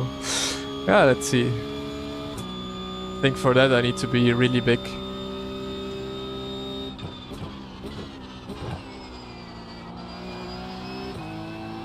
But yeah, I'm just gonna wing it, like I have fun doing it. It's not like I'm trying to make a living out of YouTube or anything. I just love doing it, have fun doing it, and I don't know, let's see where I can go with it.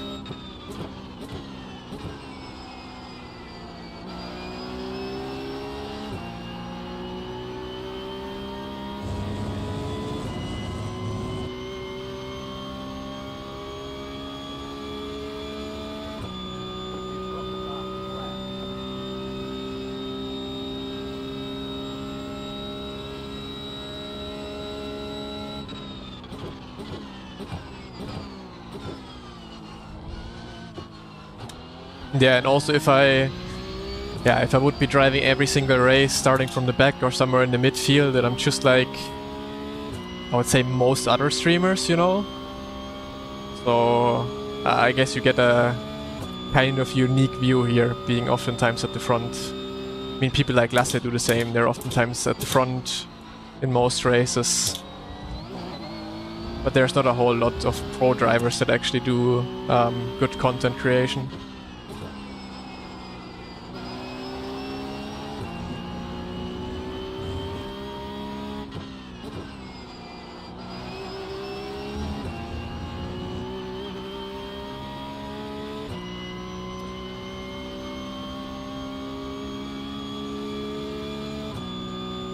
The most profitable is, I mean, it depends how big you are, and it also depends how good you are. It always depends on, I mean, how good of a pro are you really? Where are you competing? And then also, how big is your YouTube channel or your socials really? That really depends what's more profitable. But I would say, in most terms, or like for me personally, the esports thing, like the being a pro driver, is the most profitable for sure at the moment. Because you just have a monthly income salary, and the social media stuff is, from like at the moment for my size, very little, very small. But it can very quickly change, you know. Like the bigger you get on social media, I think it also very much accelerates how much you earn there, so I don't know. But having a good paying esports contract is usually the better option.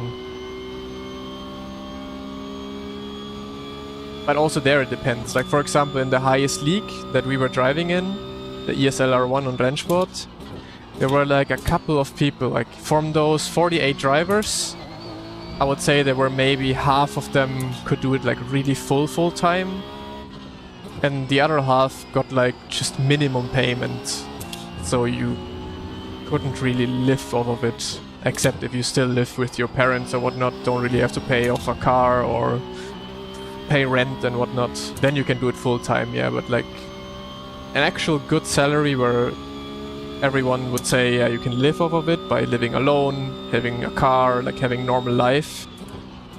It's not a whole lot of people who can do it with pro contracts. So you need to do more. You need to do, as I said before, streaming, content creation. You need to do setups, sell setups. You need to do coaching on your own. And then once you build something around it, then you can maybe do sim racing like really full time. But it is definitely a grind, it's not easy work to do everything at once. But it's fun work. For sure. Which esports events am I driving? Is it possible to watch live? Yeah, I mean at the moment there's not a whole lot going on, but these past years it was always Rennsport, ESL R1 that you were able to watch on the Rennsport Twitch YouTube channels. Back in the days I drove on Race Room. iRating doesn't have anything at the moment, really. I mean, no one has anything at the moment. So we're just, all of us pro drivers are basically just waiting for any esports championships to be announced.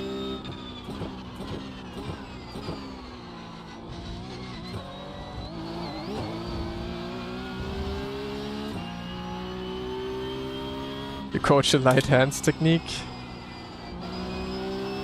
No. Could be. So I'm actually using it myself. What Elo is considered to be pro, that doesn't exist. doesn't really exist. You could be pro with 6k iRating, you could be pro with 5k iRating, it just depends how good you are, how fast you are. I mean, you can, as a 5k driver, if you're good enough, you can beat 10k drivers easily. LMU or iRacing? I think, grand scheme of things, if I would be driving GT3s, I would say LMU. But since Porsche Cup doesn't exist on LMU, for Porsche Cup it's iRacing to me.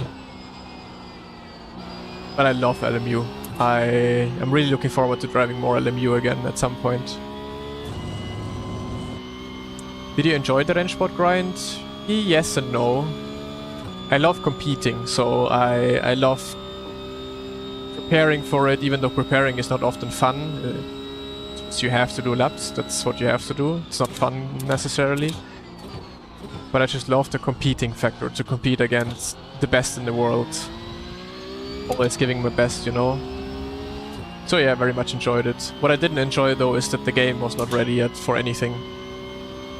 I would, like for example, I would love to do esports on iRacing or LMU, because then you could do your practice, but then I could still stream and do some races in the evening, which also helps me getting better, you know. On Rennsport I was just stuck driving alone on my own on a private server.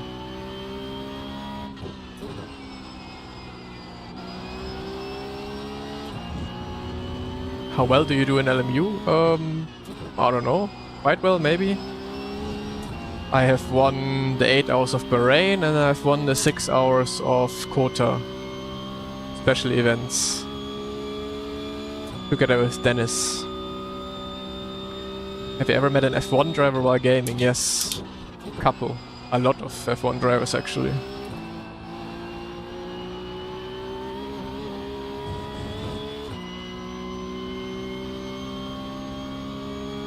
Why do you say that? I feel like LMU GT3 tire model is really poor. It's like they switched with iRacing when they updated theirs. I don't think so. I think tire model, especially on LMU, is the best of any sim.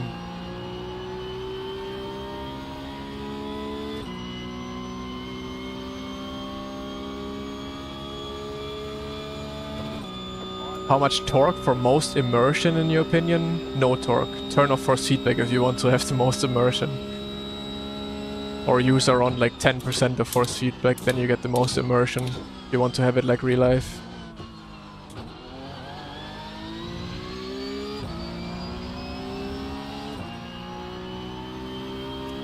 Yeah, I mean LMU, they confirmed that Le Mans Virtual is gonna return. When though, no one knows. But people think around end of January, start of February, there's gonna be an announcement. I mean, they also have their 24 hours of Le Mans special event now once again. I think it's a final test. And if that event goes well, then I guess they will at some point announce the Le Mans Virtual. So yeah, I'm very much looking forward to that.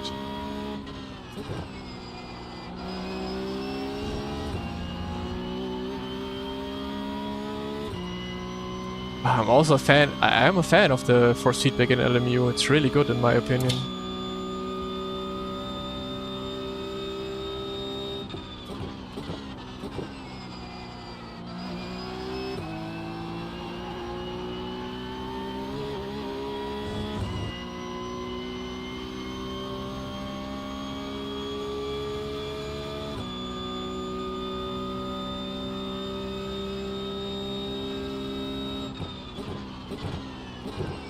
Yeah, I mean, in general, you need to do other things.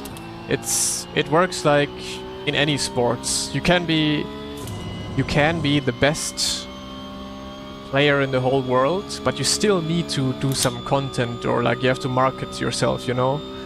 And it's the same way in sim racing. If you are a really fast driver, but don't have any social media presence, you usually get paid less.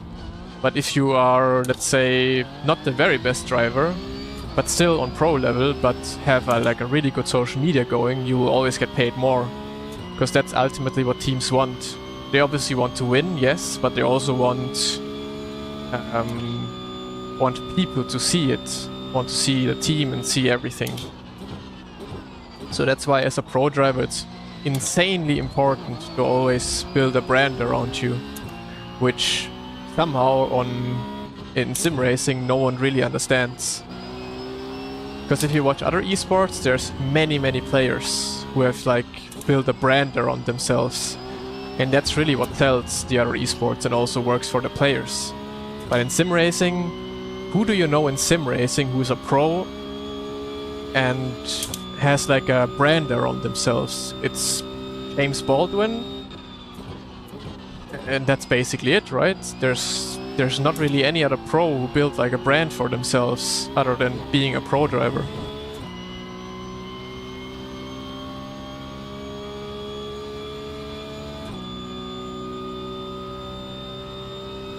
Lugo, yeah.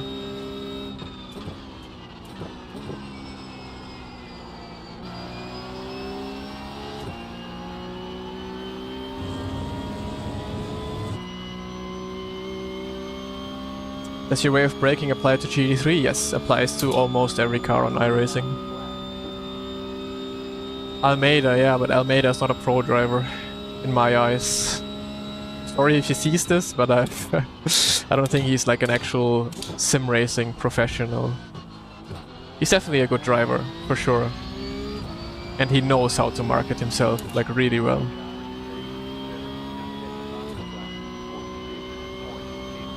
LMU is not only multi-class racing, no, but most of it is multi-class. But like the daily races you could do is usually not multi-class. The first one's the bronze.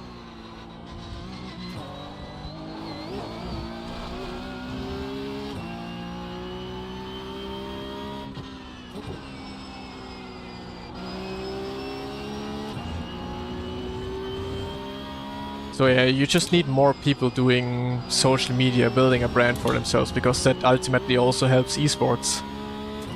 Rennsport is dead, not because the esports thing was not good, but Rennsport is dead because as a player you were not able to market yourself.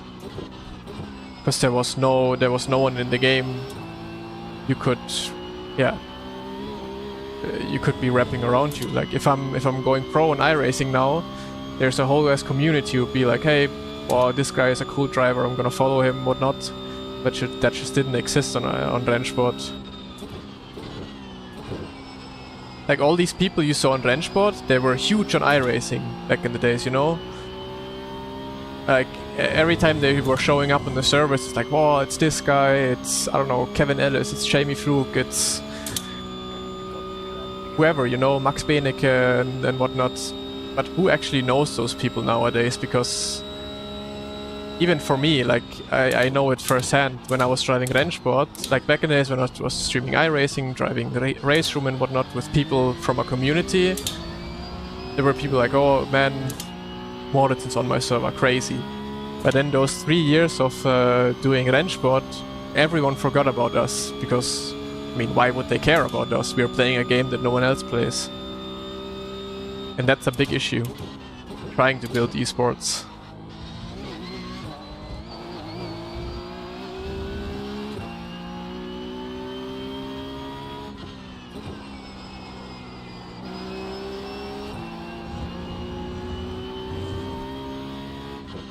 When everyone starts doing it, it gets much harder.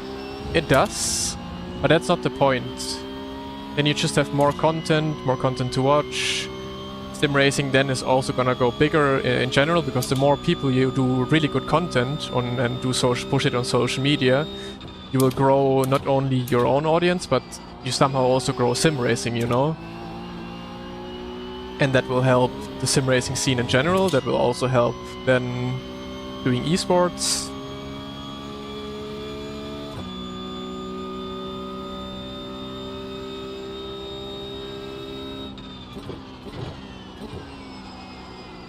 But yeah, it seems like more people are getting it now, or at least trying it. Like, Kevin Ellis is doing videos right now. Jamie Fluke started streaming, pushing some more on his socials. I mean, Yuri has always done something. I'm trying more now. James is going really fucking big now with this channel. Alex Spetz is doing a lot of YouTube content. Just ultimately helps the scene.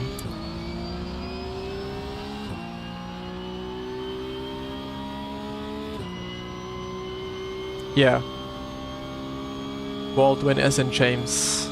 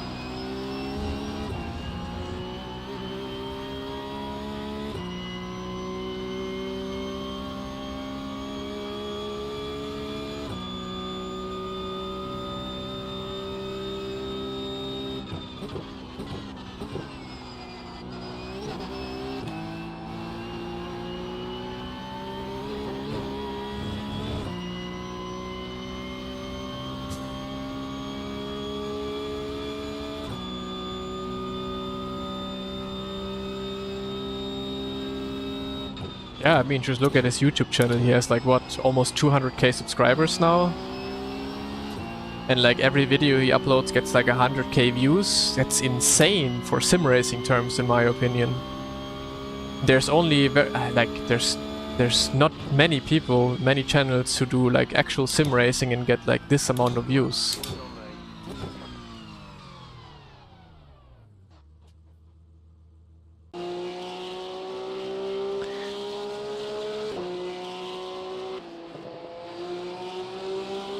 They had quite some racing going on.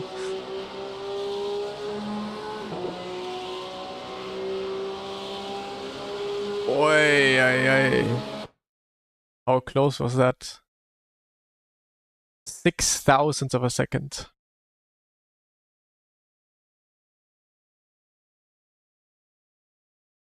Yeah, you need some drama and you need some... There was one PESC season where there was actually drama between Max Benecke and Joshua Rogers, who basically almost every race came together in some way. That's also when a lot of people tuned into the PESC races, because it was like always, okay, is something gonna happen this time?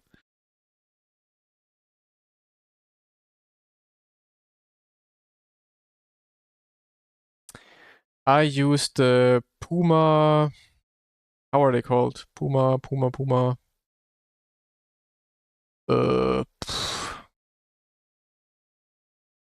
Speedcat? Puma Speedcat. No, it's not a Speedcat. Puma Racing Shoes.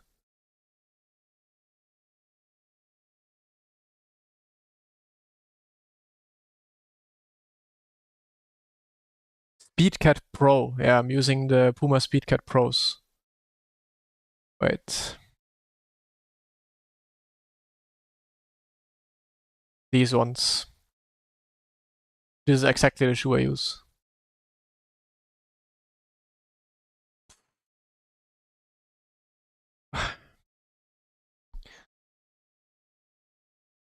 Hello, wife. Or girlfriend. Otherwise people get a wrong idea. But yeah, those, in my opinion, are the best shoes you can get. Problem is, you can't get them, I think. I don't know where you can actually buy those. Also because they're super expensive.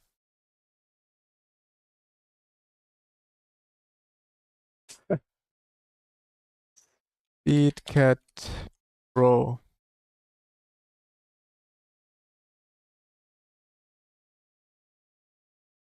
Fuck are these? Point Racing. Yeah, look. 320 euros. I think those are the most expensive racing shoes you can get, but literally every big race driver, like good race driver, uses those because those are just the best. Still available in my size. Great. Mendy, thank you very much for the 2 months now. Thank you very much. Appreciate it. Is it better to just use karting shoes? I think karting shoes are a bit thicker on the sole. But I'm not sure. I got them like from Puma as a sponsor anyways. I'm quite happy to have them. But a lot of pro sim racers also have them. And I would always get them again. I would not get anything else. I would always get those again. I just wish they had some color. Like a red would be sick.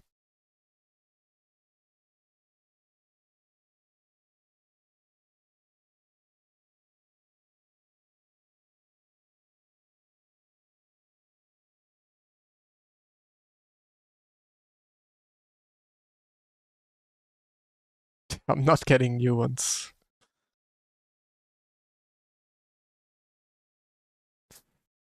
So, results. What's your opinion on socks for sim racing? If you feel more comfortable with socks, use them. 12, nice. Oh, wait, I wanted to check. Nah. 10, okay. I finished this race, we are now at 10k followers. 10 more followers on Twitch. Then we have 10k. Man. You guys didn't hit the goal.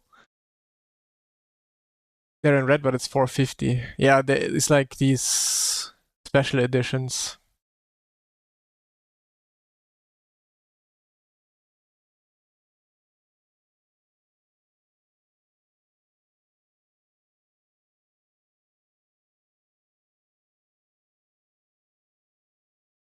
It's so hard to get iRating. Safety rating. Like, literally my last races have all been 0x, and I'm still stuck at 2. Let me check the results of the last one. Of Orifol with 6 accounts. That's determination. Okay, we have a 2x race. We have a 0, we have a 0. Underneath that we have a 0, we have a 0. Like all my races are 0x and I still struggle to get safety rating. 1x. Okay, there's a 6x, 4, 1, 6. The last have always been 0, 0, 2, 0, 0. Okay, 8x. How does one survive turn 1? Be predictable. Or qualify P1.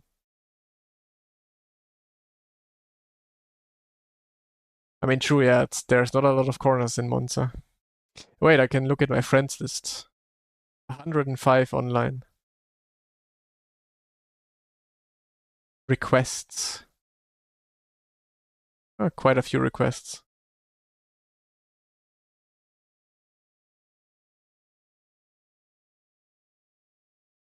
Half of all those people are not driving sim racing anymore, I think. They are from like 2016, 2017 iRacing times.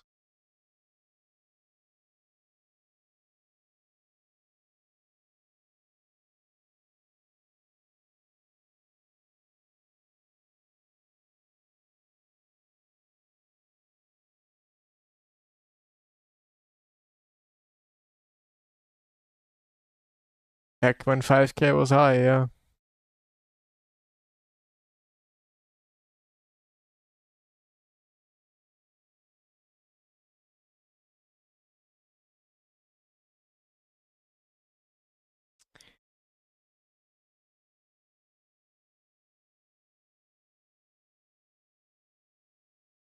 Nah, it's not 10 wins in a row, is it?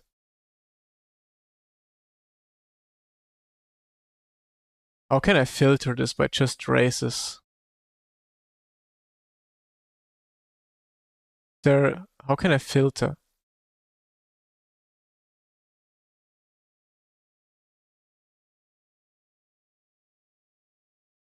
Race. Oh, why is it the other way around now, though? Oh man, this page is so annoying. Do I have to search for race and then only races show up, or what? Let's do race. Ah, okay, I just have to put race in. So it's 1, 2, 3, 4, 5, 6, 7, and then a second place. 1, 2, 3, 4, 5, and then a third. But yeah, Monza has been good so far this week. Monza only 1 second place, everything else first.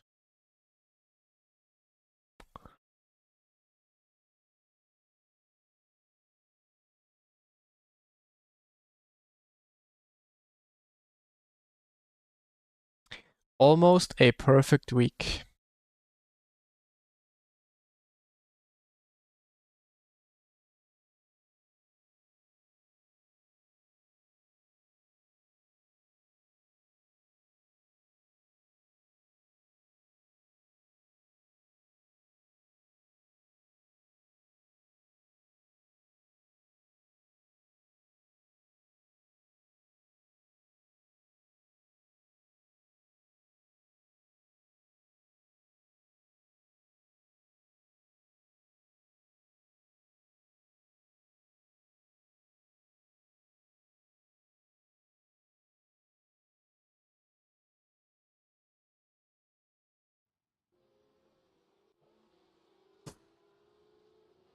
You do much practice leading up to and during the week? No.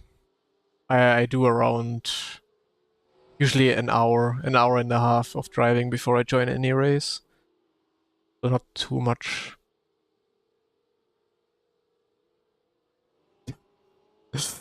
Good video, you say?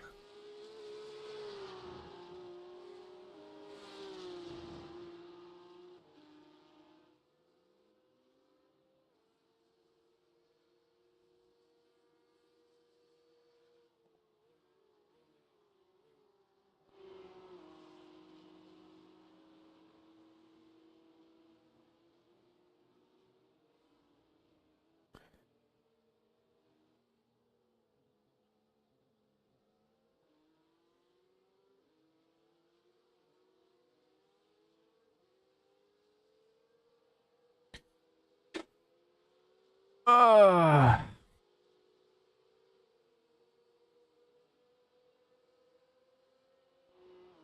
It also really depends. There's tracks that I don't know that well, where I need some more practice.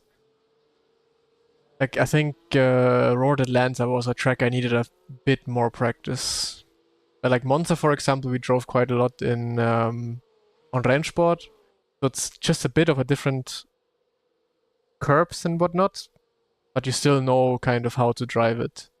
So I don't need that much time then. Sub from Ukraine. Oh, welcome, brother.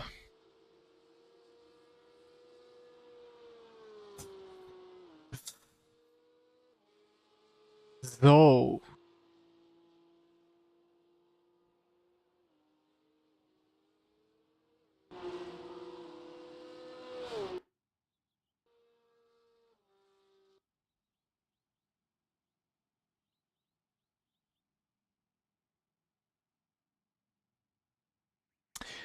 Miami and P Cup, that also took me a little bit. New track, had to learn the track at first. But then I think after 2 hours, I just jumped into my first race because that's just when I personally learn the most always.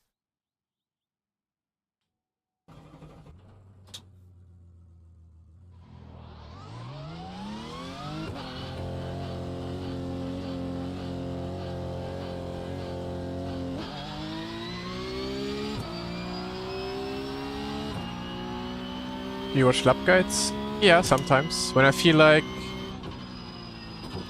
No, usually I always watch lap guides. For example, for Monza I also watched lap guides, yes. On how, like, where people drive over the curbs.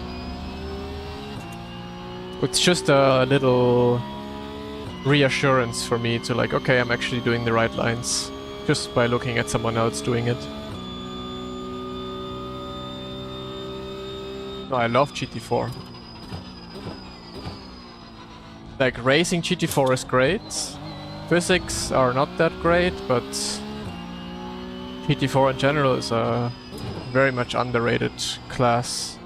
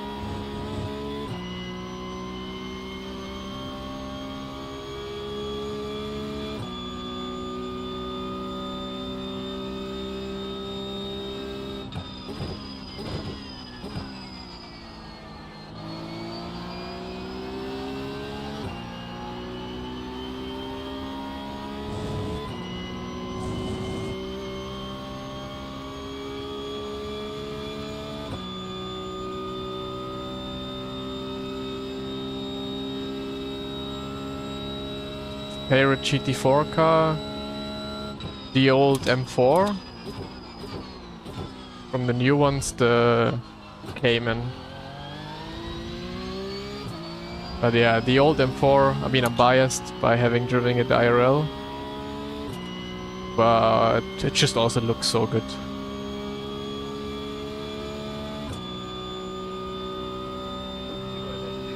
It's the tires mostly. It's the same issue that the GT3s have. The tires are just very limiting.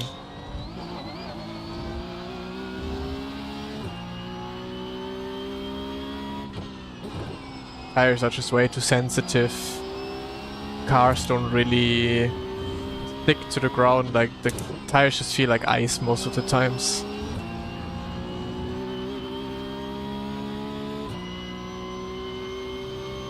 Yeah, LMU itself is getting a lot of traction, so also if you do content there, it really helps, or it's really good. You're basically building up with the sim.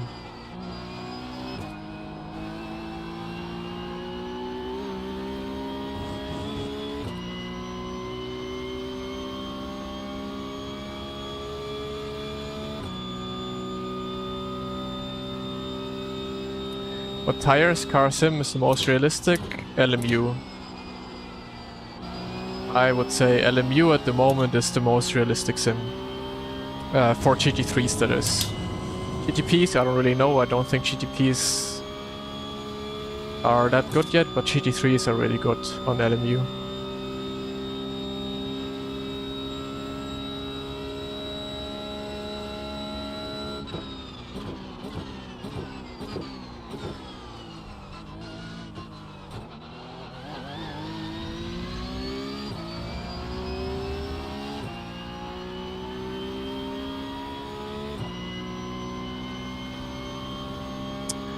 Is iRating far off in terms of GT3s?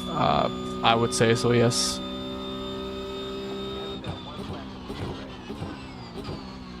Every time I drove iRacing GT3s, it just felt like I'm not driving anything that resembles a real car whatsoever.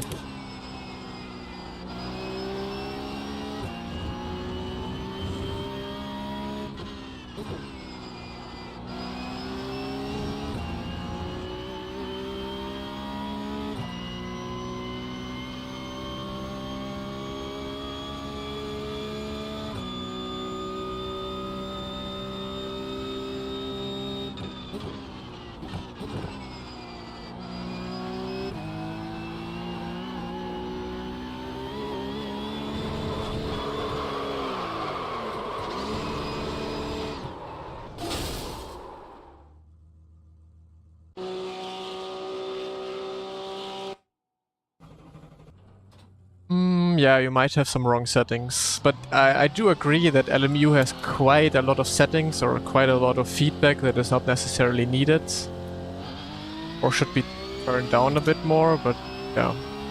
In general, the force feedback is good.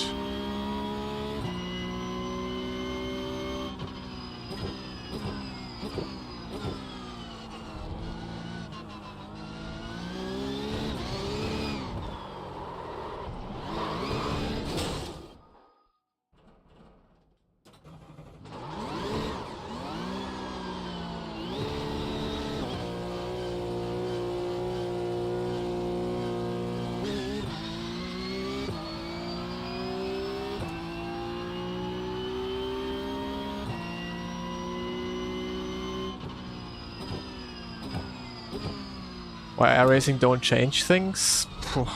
Yeah, I don't know. Because they themselves think they're doing the right thing, but they do not. I just think iRacing is clueless. I think they're very much clueless on how to fix all of their problems.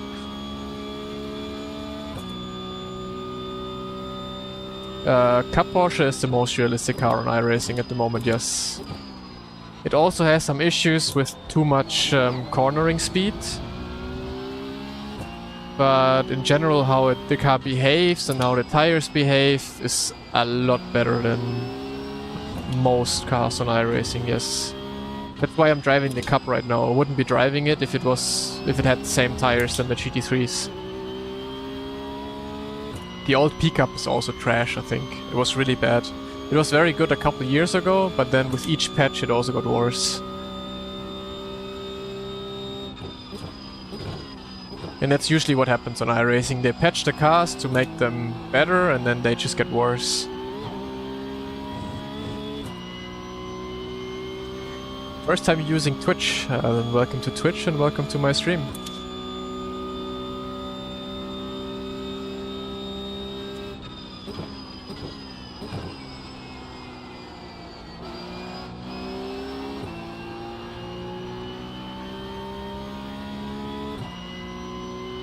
I have not limited it, no. I strongly would recommend against limiting your brake performance.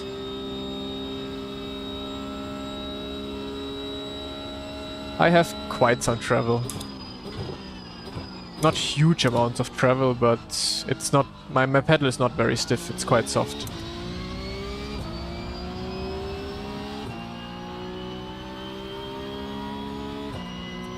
Remember that GTP is going like 3 seconds faster than IRL, yeah, and that's what I don't get, that's what I don't understand about iRacing.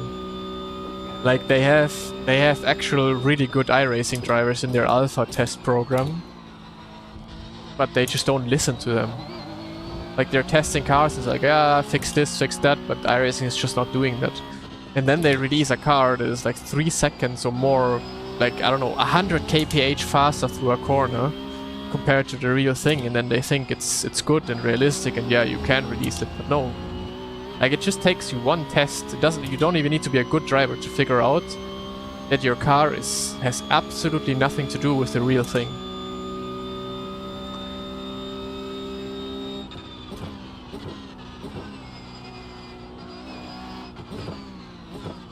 And I feel like it's some sort the same way with the Cup Porsche here. Like, in general, it drives really good and it drives quite realistic, but it's just too fast, I think. Unless the real car is also gonna be insanely quick, but I doubt that.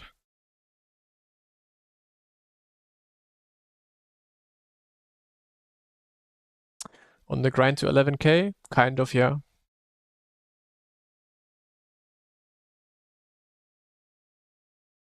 Why would LMU get more expensive? Like, why would they make it more expensive?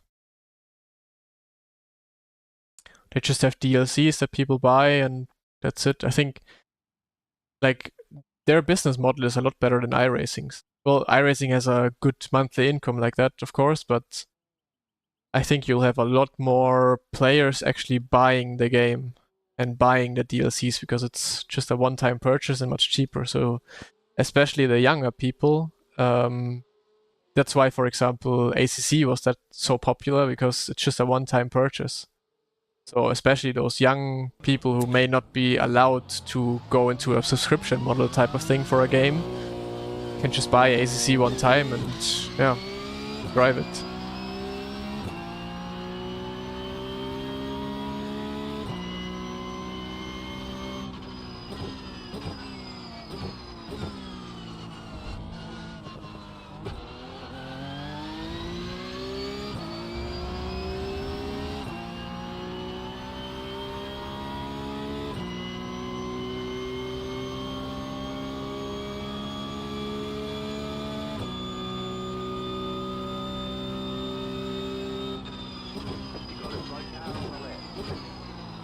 Yeah, I mean, first of all that, and second of all, you never switch what you're comfortable with, you know.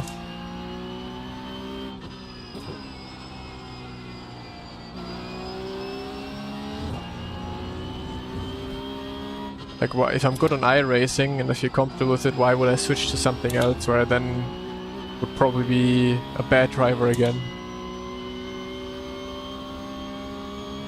But definitely, like, I mean, if you're not a pro driver, I think you will find good races on almost every sim. Like, especially if you're like a 6, 7, 8k driver or even lower than that, you will always have good competition on LMU, for example.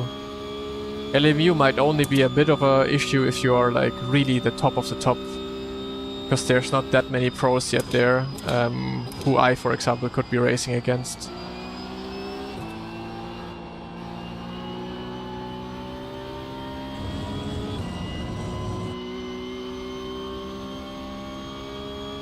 awkward changing between sim racing titles? I think it's only awkward if you are an iRacing driver, because iRacing is so vastly different to drive compared to any other sim game.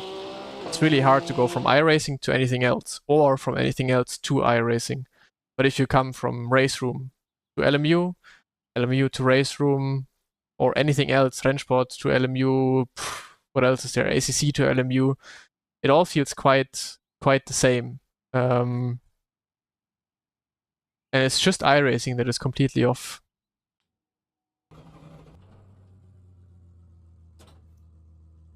So now I would think about it. What is the most realistic? Is it those games that all kind of do the same? Because every game tries to mimic realism, you know? Every game tries to mimic realism. And iRacing is the only one who is completely off of all the other sims. So either they're the only ones doing it right, or they're the only ones who are just completely off. And I would think they're the ones who are mostly the most off.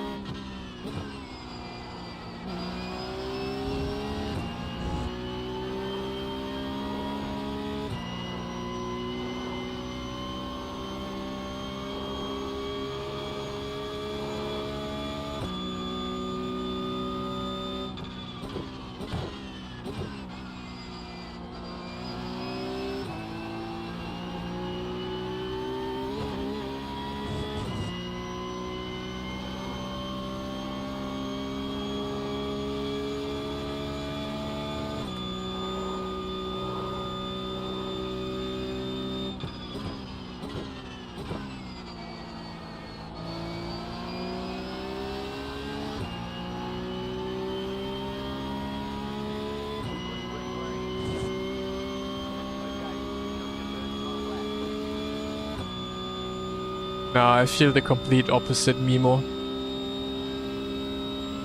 But I mean, it could be because you're just comfortable with it. Eventually you start getting that feeling.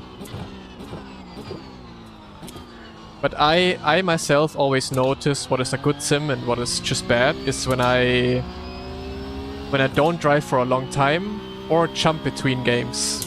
Like, I could be jumping on LMU right now and I would immediately feel connected and good with the car because it just feels realistic. It just feels like I'm driving a car. Then I could be jumping into GT3 on iRacing right now. I would be completely lost because it doesn't feel like a car at all. That's how I personally pick out and feel out, okay, what is actually like realistic, what gives me a good initial feeling. Because if I jump into a real car, I immediately know what that real car is gonna do.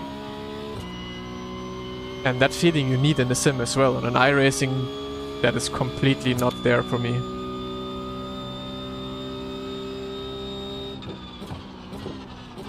Except for the Porsche Cup. That was the first car I jumped into in the last 6 years on iRacing and even more, where I felt connected, where I knew what the car is going to do, that it behaves like a car actually.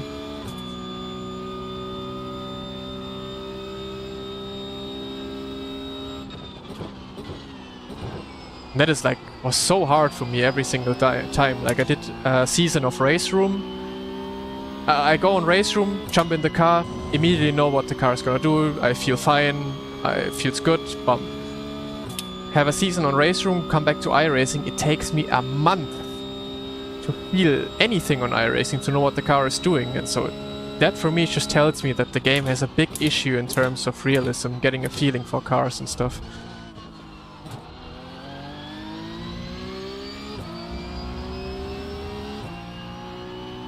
I did ACC, yes, also.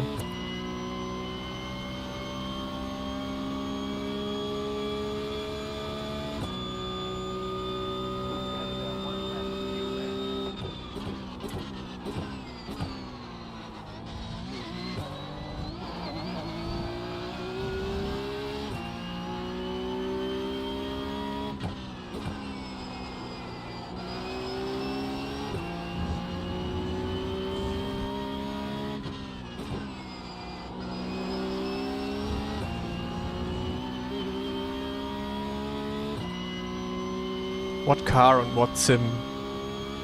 I would pick a GT3 car on LMU.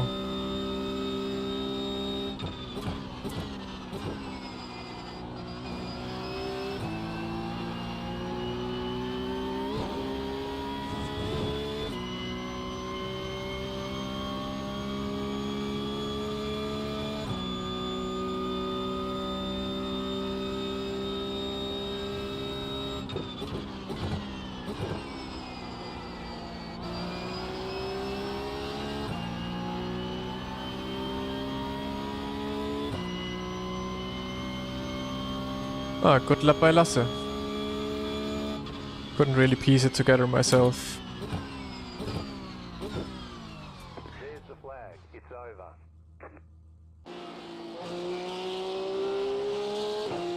Thoughts on the MX-5 GR? I don't drive those too much. I can't really have thoughts. I only drive the M2 for my setups. Very strange car to drive. The most unconnected car you can ever drive in any sim racing game, most likely.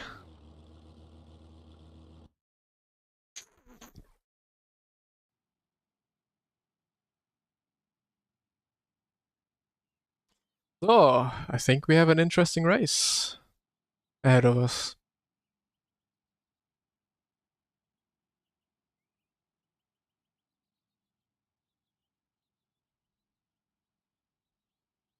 Because I'm comparing other games in like GT3 terms. I have said already that the Cup Porsche on iRacing is really good. And also a big reason for me why I'm on iRacing right now is the competition is just really good.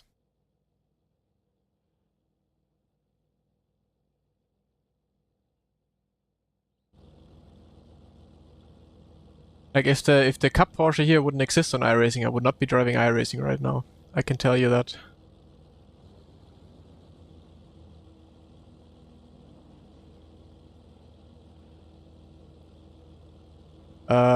The 360 was bugged or something. Like a lot of people in my chat said go to 60 and it immediately felt better as well. So there's something wrong with the 360 hertz.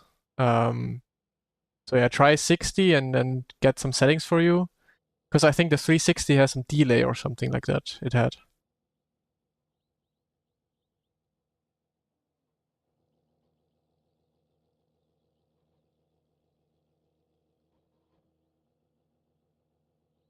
Actually, yeah, the Formula cars on iRacing are actually really good.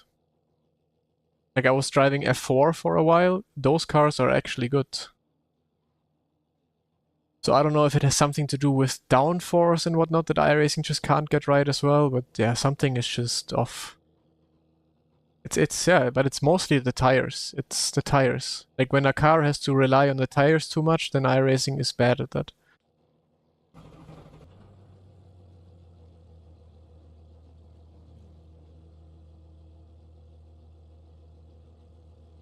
The estimated strength of field is 4,289.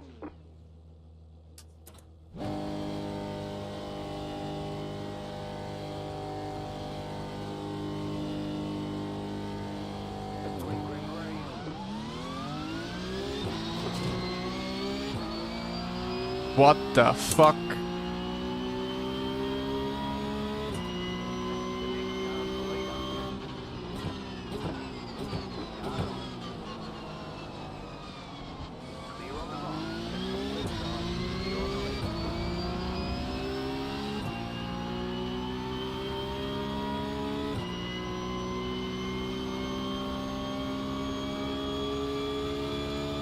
I think he didn't expect me to have such a good start.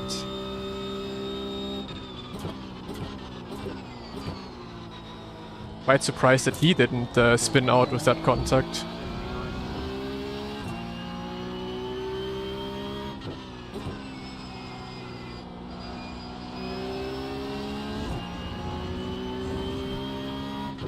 What is happening behind us? Do I have damage? Someone in Lasse's stream who sees me in the mirror?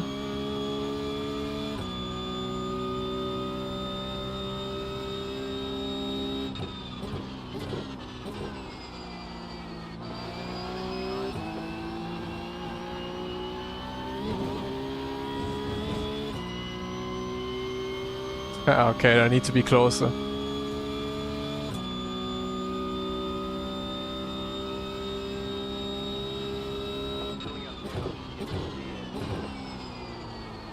But it just feels like my front is gone.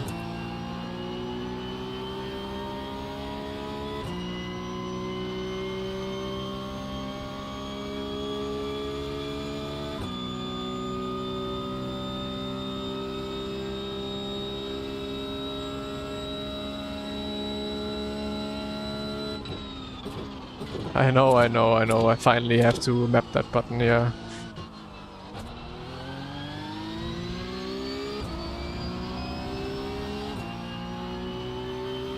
Oh, you can have 0x contacts and still have damage.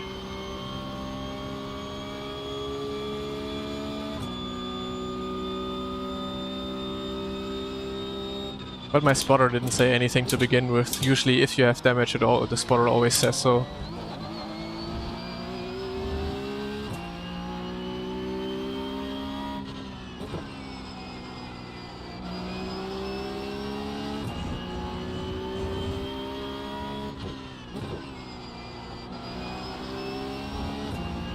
Oh, he's taking all the off tracks.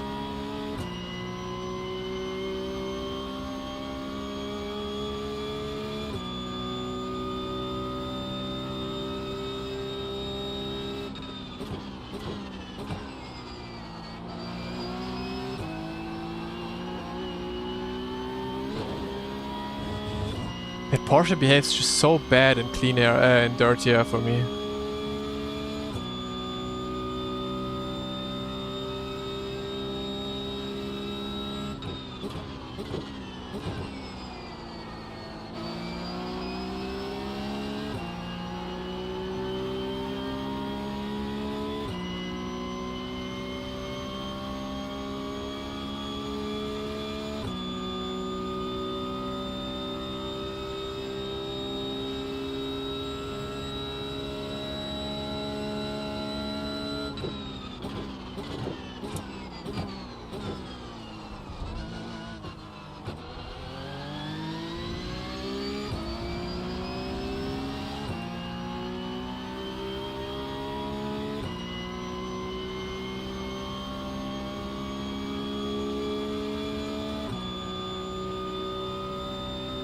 I don't know, maybe a brake pedal is too hard. I feel like with a soft brake pedal you can achieve this quite well.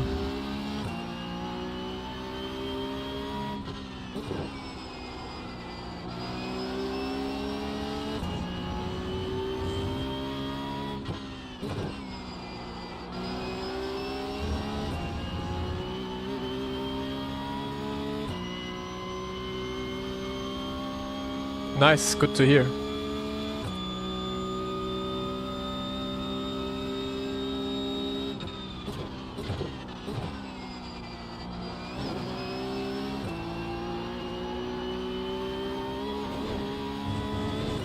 What is this guy doing?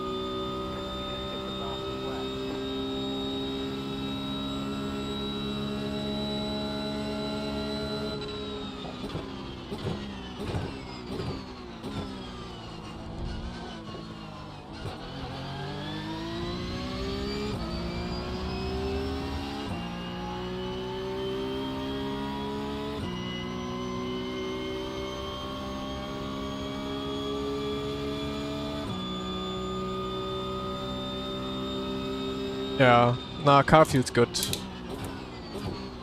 But thanks for reassuring.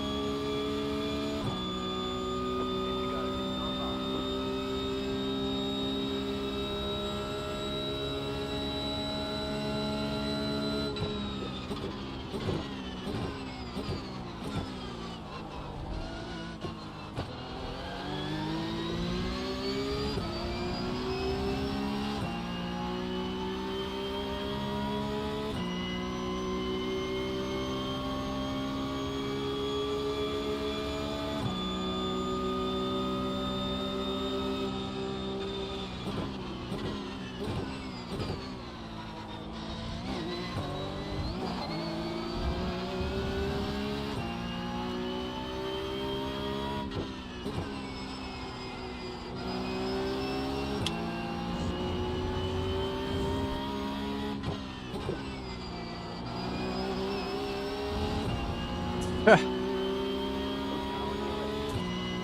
guy is getting like 2 off tracks per lap.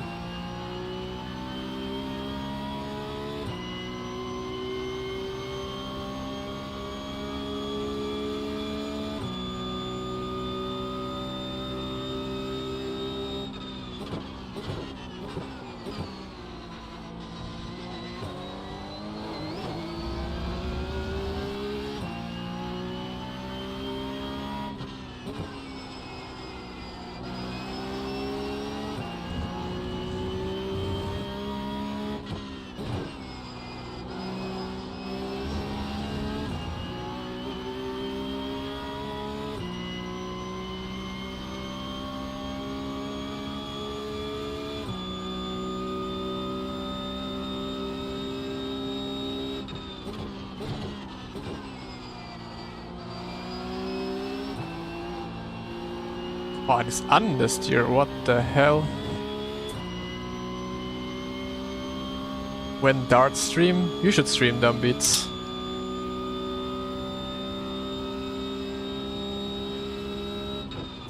One Porsche Cup race and then one darts game.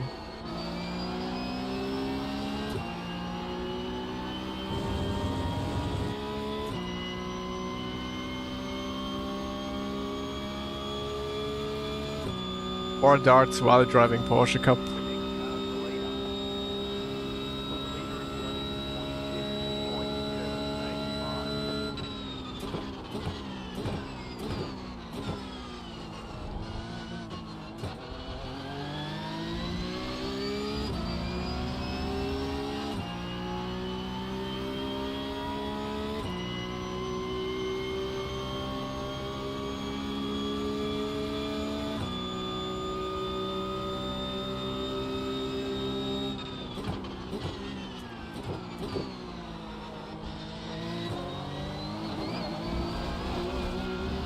1x, so over.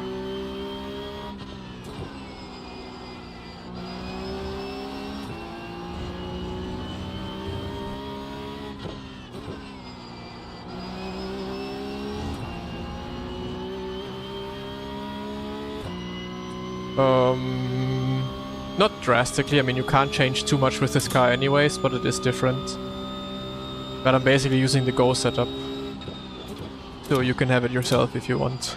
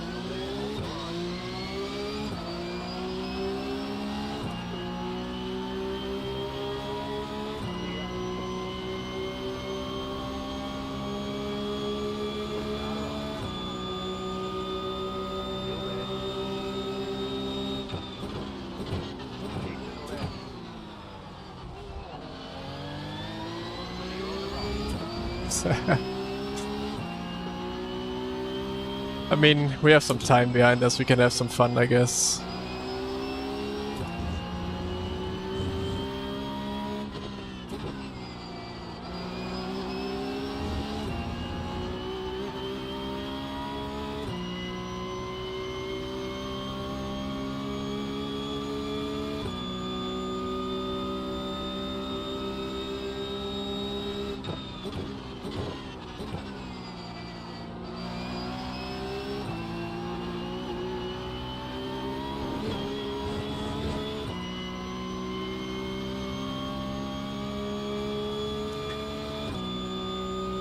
Yeah, we shouldn't make it, we shouldn't do it too often. But I mean, if I want to win this, then being second place is better position anyways.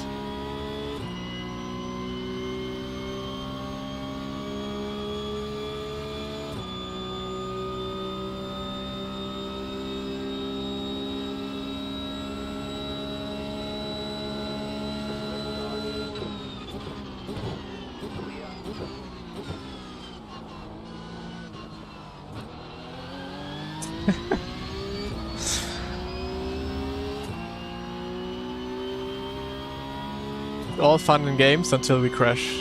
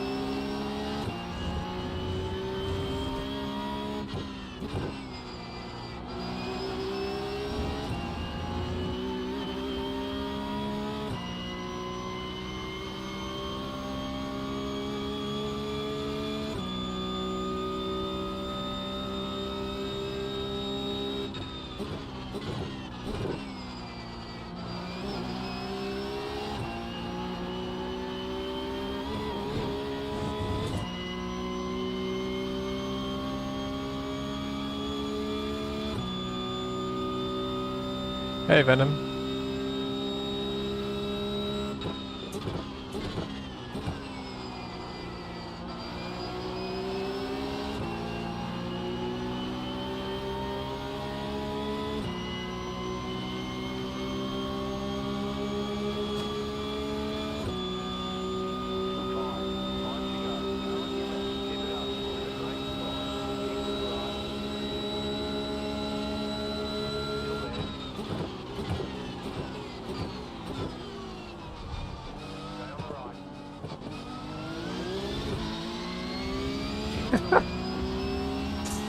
I think his 0 TC caught him out.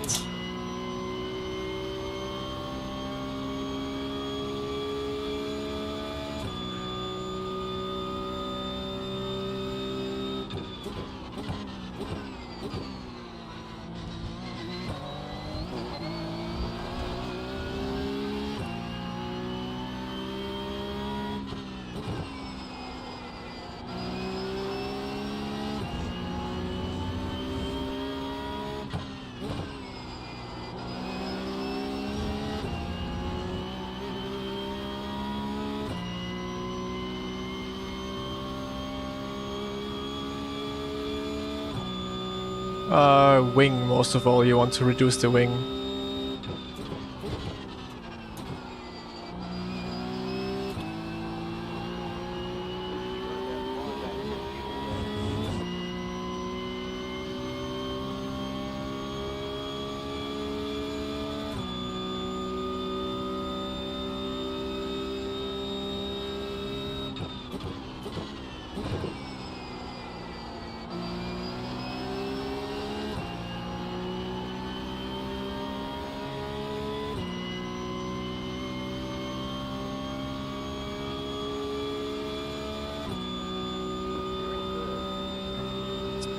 TC is alright for fixed setup, but TC1 is, for me in the race, the way to go, qualifying TC0.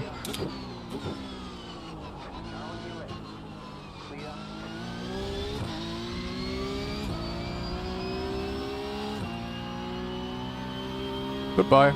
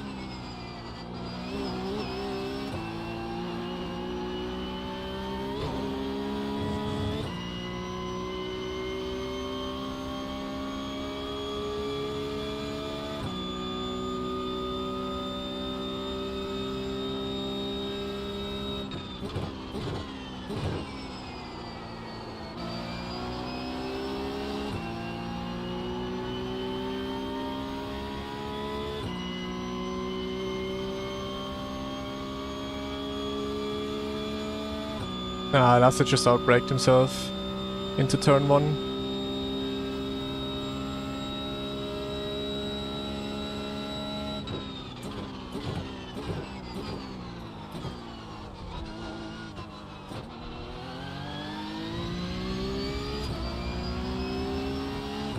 Ah, he's gonna be with me by next lap, I guess, already. So he will be able to attack into the last lap. It's my guess.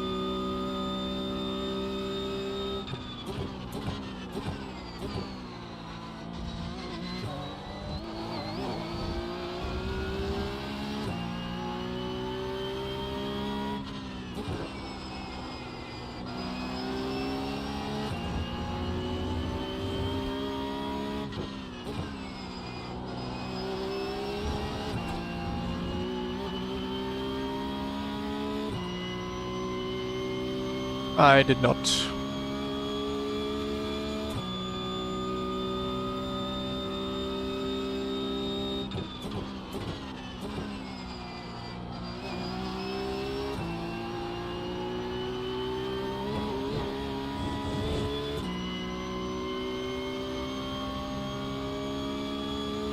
Nee, niedriges, eher über 90 Grad circa.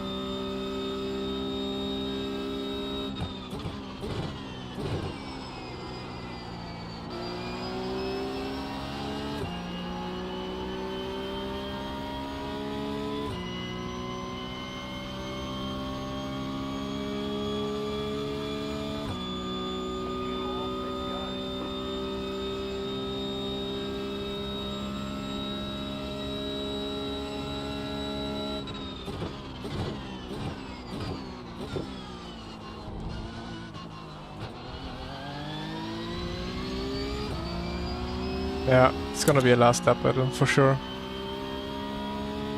Unless I have a really good run now.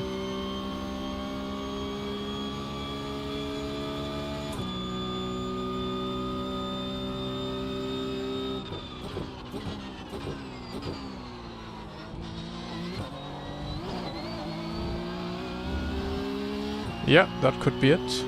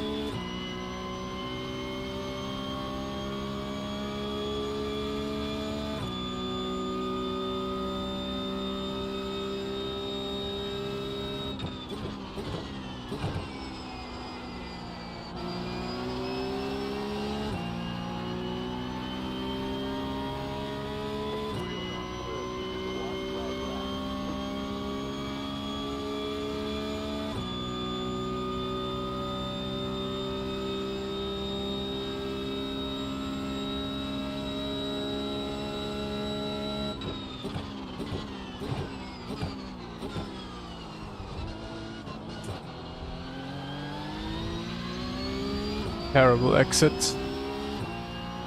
He will definitely be able to attack.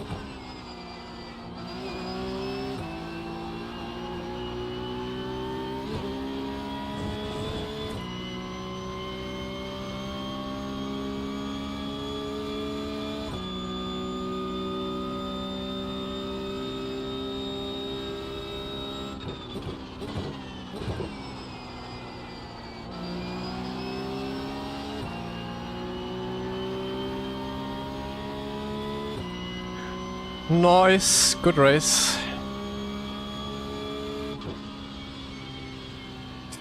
He's not happy, I think.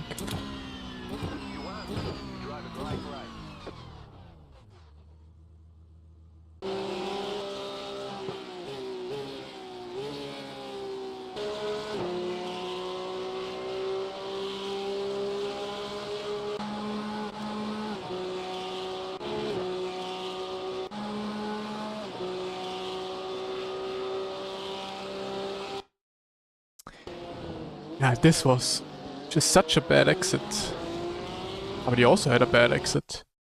No wait, this was not the last lap. My mistake.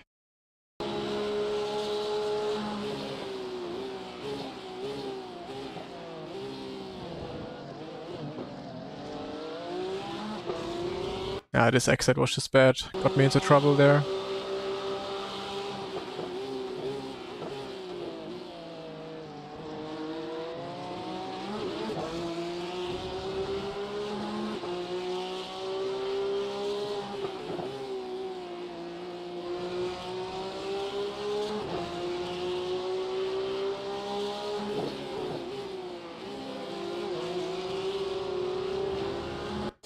Yeah, that was it.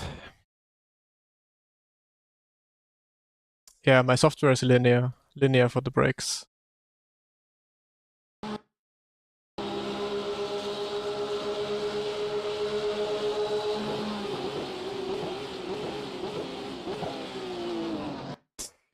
Huge lockup. He was locking up completely from here. What ABS is he driving? Like 1?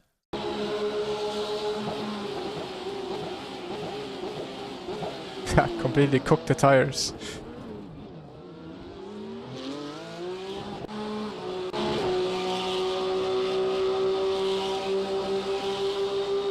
Two ABS.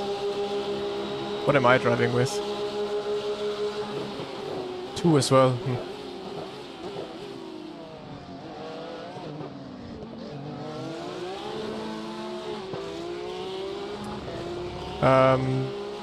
Naja, im Grunde, du fährst ja Monza. Also Topspeed ist das Wichtigste. Das heißt eigentlich Flügel so niedrig wie es geht. So niedrig wie du handeln kannst.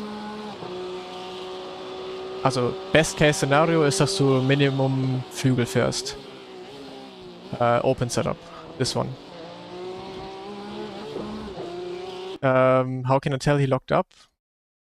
You can see smoke coming from his tires. Like here's a little bit of smoke is coming off from his tires. Also how the car just basically slides from the front tires is how you can tell that he locks the front tires.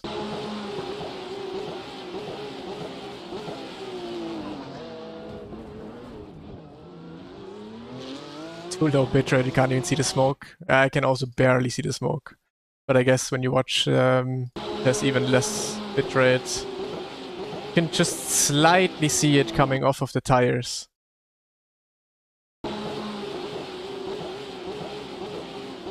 But it could actually also be because the track is just dirty here. Like, look, it looks like the track just has a lot of dirt on the inside. So it might actually be just him kicking up the dirt.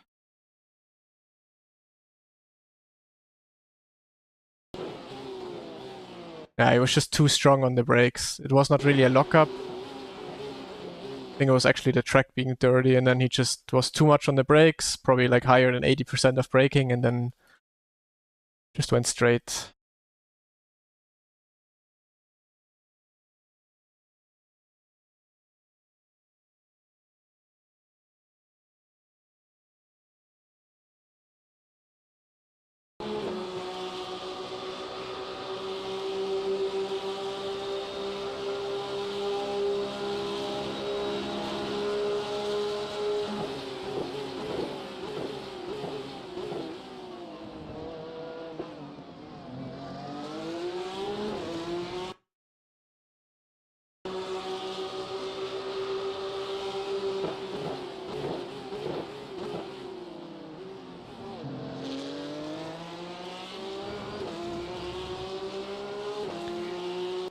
All right. By the way, 10,000 on Twitch, finally. Whew. Am I considered a big streamer now?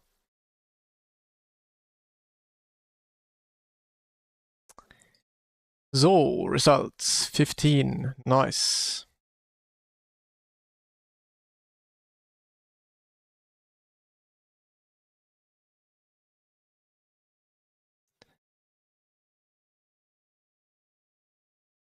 So, fixed.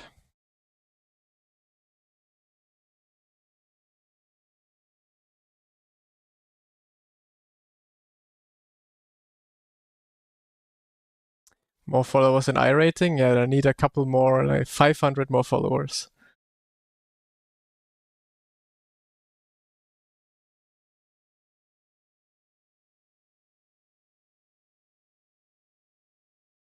Nice, klingt gut. AB dann hinten wahrscheinlich.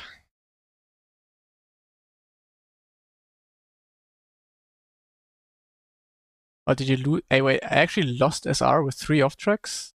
Nah. Let me see. Bro, 3 off tracks. And I lost. Are you kidding me? Yeah, Monza is just so bad. I mean, he is on 1.18, so he's on the lower end of the safety rating, so he gains easier than me.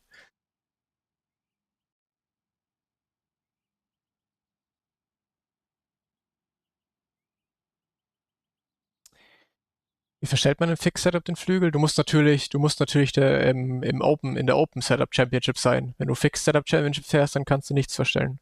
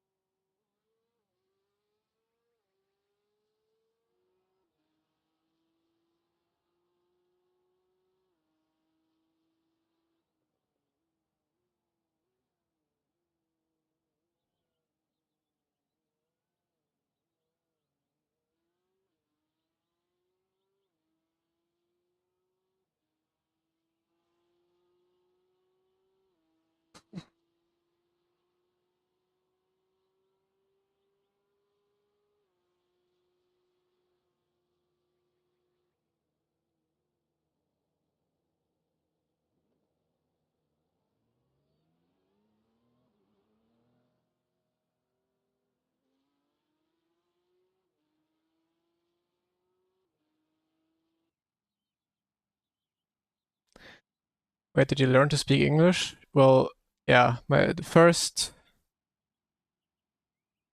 bit of English I obviously learned in school. We get it taught in Germany from 4th grade, I think, already. But I was never really too invested with it, not very good. And then I just learned it through the internet, basically. Driving iRating, then at some point having like being basically employed by Williams F1. I mean, then you kind of have to speak English there, and that's basically how I learned it through driving iRacing, being involved with like esports championships and whatnot. That's how I learned English, and then it just got better over the years.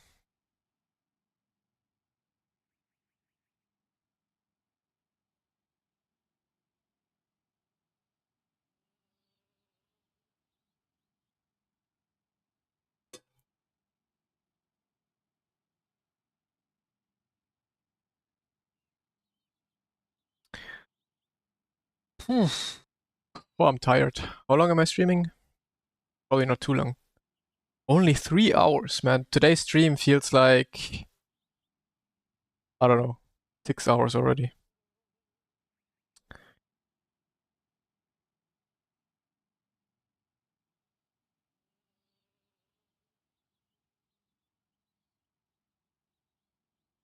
Wait, I've only streamed for 3 hours. Does that mean I only done 3 races today? It feels like I've done like 5 races at the very least already today.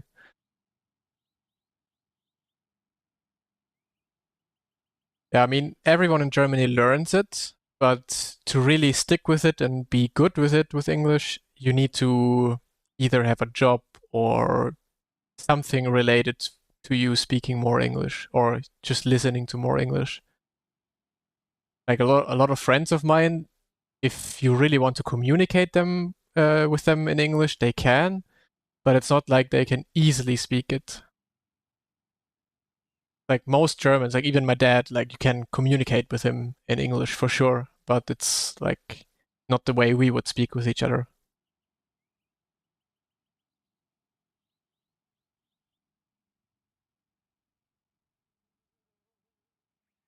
It is 1:33 p.m. right now.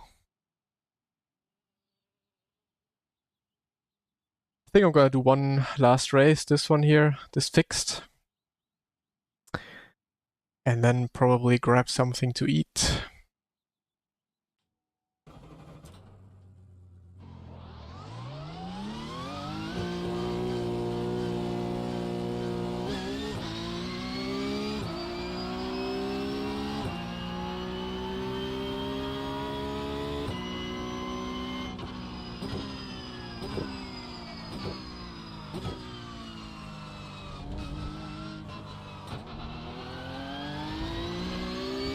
Yeah, right. Especially in like countries like Brazil or so, it's so beneficial to actually learn a second language or like English, for example. I don't use any springs. I used elastomers and I used the GT3 setting. So yellow and red.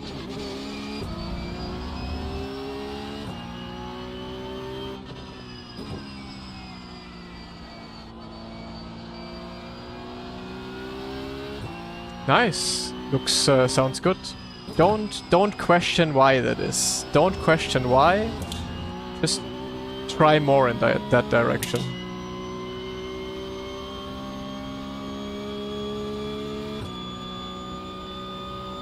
The why is because it is like that. So if you feel like you've already gained some time by going lower than, or higher, lower? From 60 to 80, higher, okay. Then try some more, or try around that area to find like that perfect setting. Like, because you gained time doesn't mean that you found the perfect setting yet. But after a struggle again, you struggle to replicate. Sorry, I didn't read the whole message. That's typical. It happens to me as well. I change something first time out, I'm like, holy shit, it's so much better. But then, because at first you drive different, but then you usually go back to your old driving habits, even though you should drive a little bit different by changing your pedals or whatnot. And then, yeah, you struggle to get this time again. So once you adjust to it, it's hard to do exactly the same again.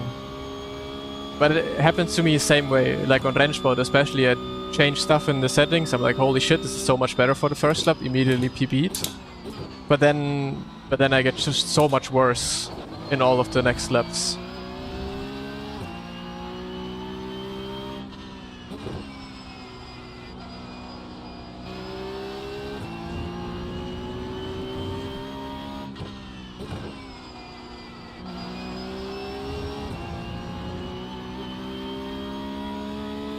Yeah, I also don't understand the reason why that happens. I wish I would understand. But I literally, like, I compared with my teammates. Teammates have these kinds of settings. I changed them. First few laps, holy shit, so much better. And then throughout the next few days, I struggle a lot getting the time again that I got the first time changing. And then usually I change back to my default settings and boom, I go quick again, very consistent. So yeah.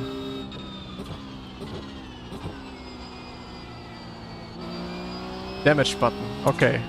Yeah, I'm gonna do it right now, otherwise I will never do it.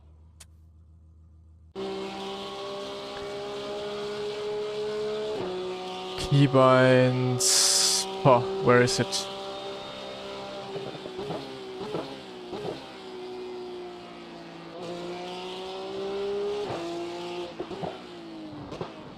Spotter. Damage report. Which button can I put it to? I guess this one.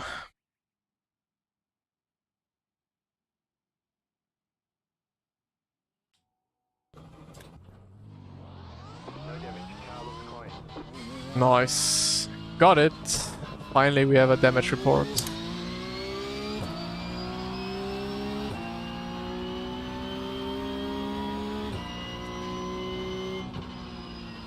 Appreciate it, Mr. Buildup. Was one of your first bindings. I used the VRS Formula Pro, I think it's called.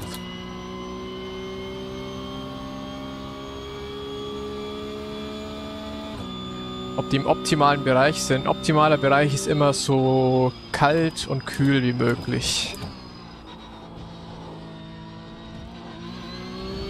Also, optimaler Bereich ist einfach so kalt wie möglich.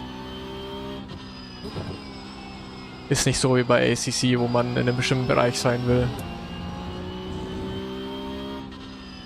The next race is starting in 5 minutes-ish.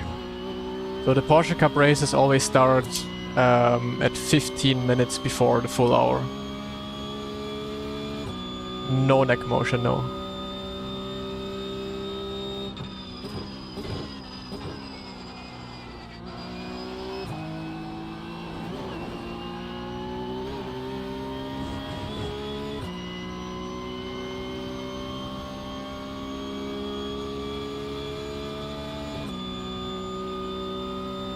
Yeah, exactly. Just use whatever is good in settings, doesn't matter how much different it is to what everyone else uses. That's why I use a very soft braking pedal. That's usually what not people use, but it just works for me.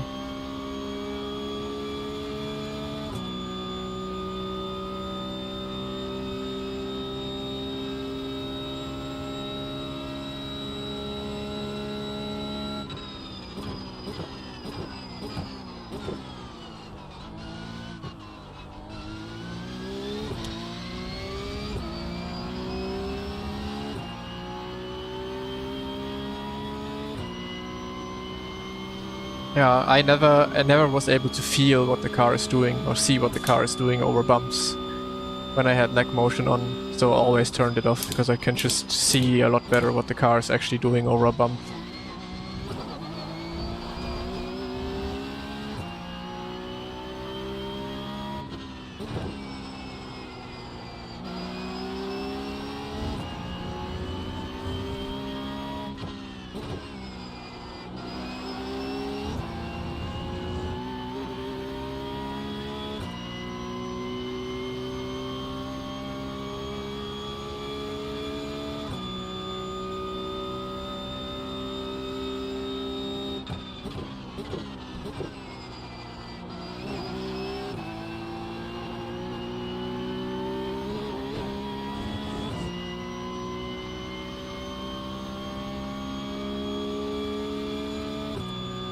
Neck motion is when, like, for example, my cockpit is fixed, like you don't see my cockpit moving around, you know? But when you watch other streamers, for example, or other people driving iRacing, the cockpit always moves and your head is basically fixed.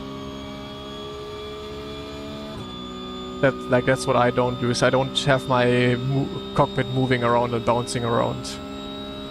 Whereas a lot of other people's, or the default iRacing setting actually is the car bouncing around.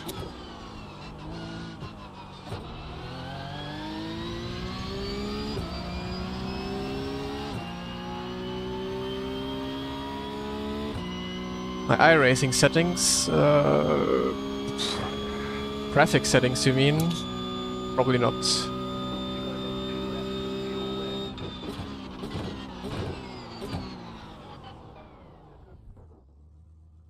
No, it's not head rotation.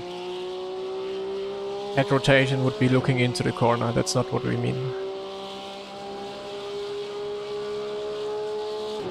11k by the end of Monza? No, not even close.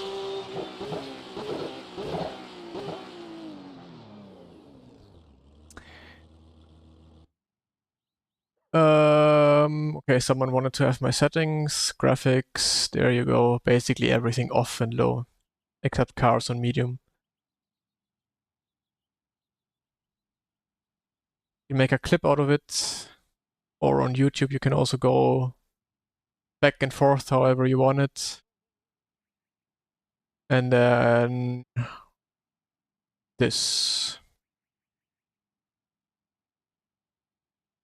What level of iRating do you think is a cutoff for aliens if there is one? There's none. There's none. Because there's literally drivers, like really, really fast, good drivers with 8k iRating. Or 7k or 6k. If you just don't grind your iRating up, then you're gonna be stuck down there or stay down there. So iRating really doesn't mean anything. It just means how many races I do and how much I grind.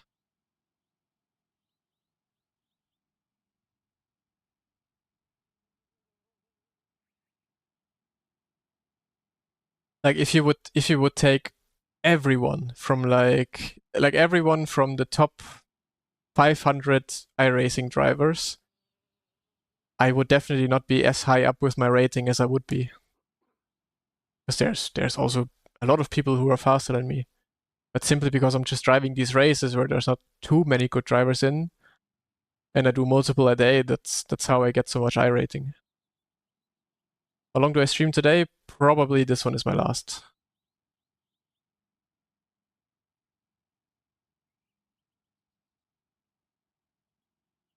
No, yeah, depends. Like if you want to have top splits, for example, then you need at the very, very least 9K. Sometimes even nowadays 10K. But yeah, you need around 9K in order to get like into the special events, into top split. Everything else then underneath doesn't really matter.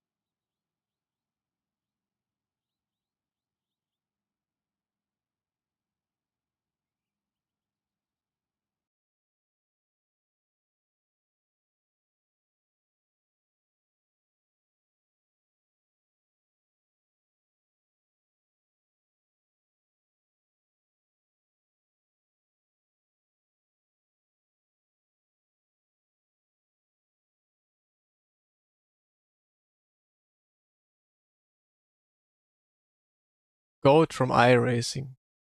I mean, way, way back in the days, it was Gregor Hutu and Martin Kroenke. Both of them were considered the goats. But yeah, that was literally like 2016 and everything in front of that. Since then, you don't really have the goat anymore. You have like multiple goats.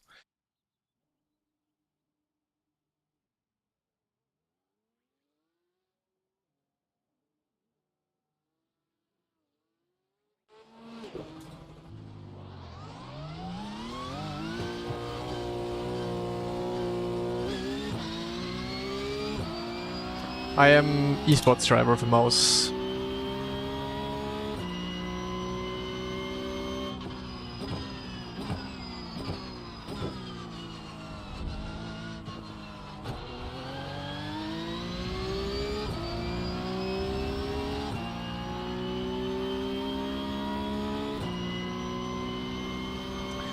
I did race him already, yes.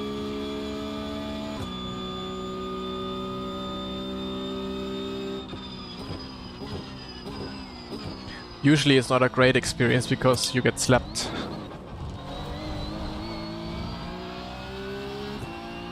Will Sebring be good SOF? I mean, Sebring's still a few weeks out, right?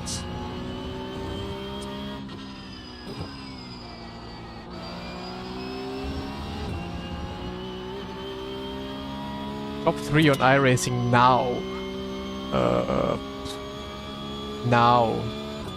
I would say Spätz is really good.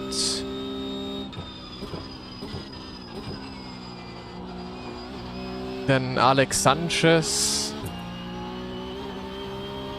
Like it's those people who are just do iRacing and nothing else. And then I don't know who's the top driver in Redline right now.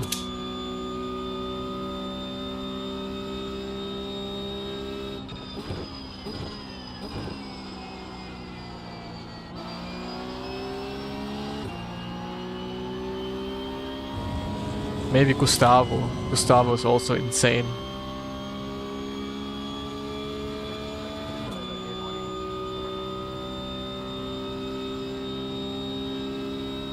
But yeah, for me the top drivers are always gonna be Job, Rogers and Benecke.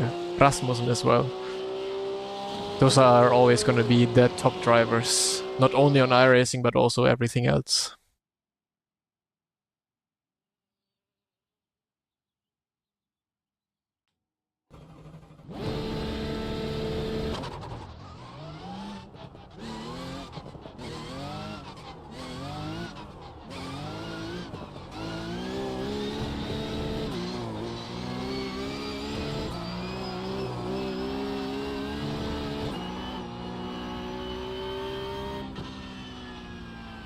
No, Frederick Rasmussen.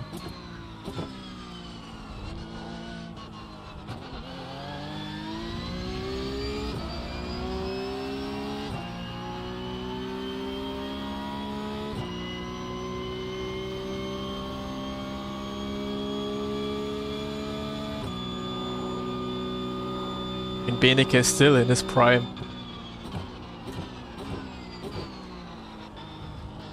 Like, he's basically winning everything always.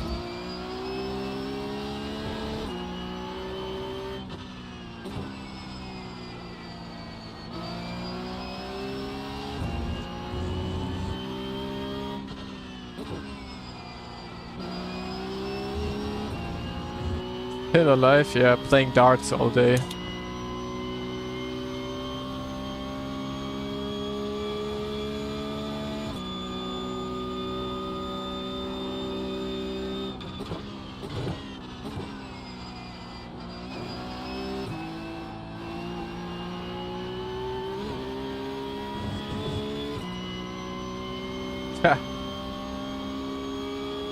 Don't make me blush.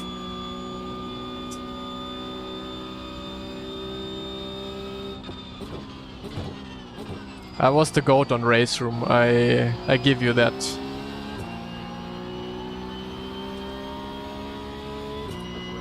But yeah, I'm past my peak.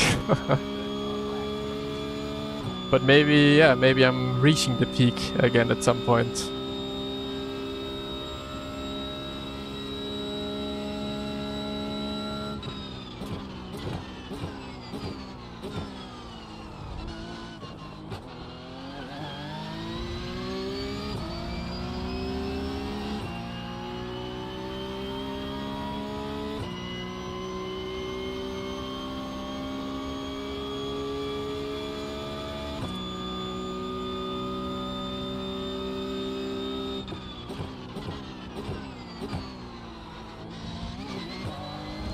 Slow down.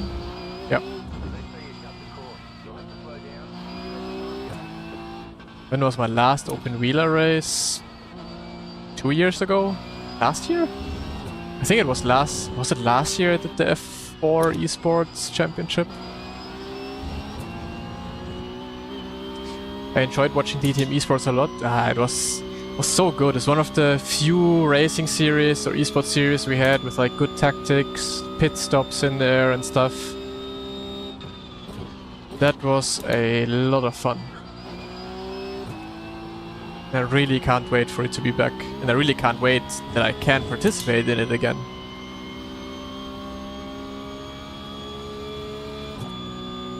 Really hope this year is the year where I'm gonna be back full-time in DTM Esports and not just doing it basically part-time.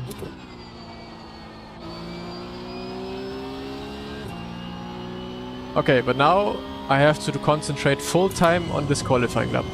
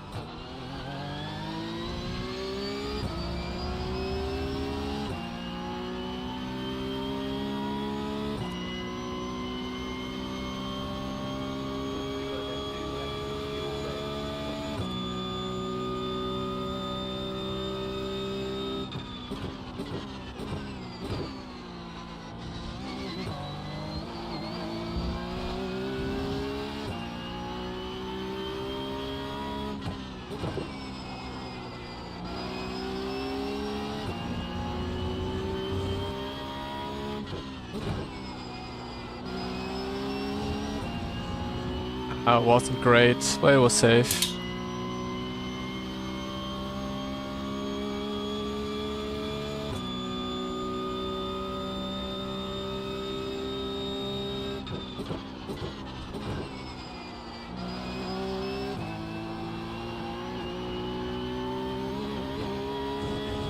Yeah, I know, trash lap.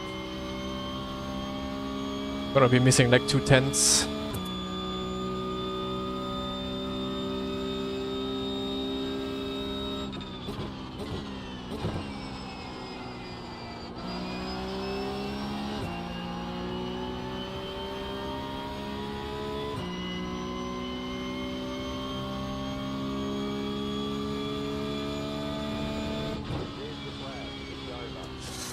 Close, man, this could have been a good lap.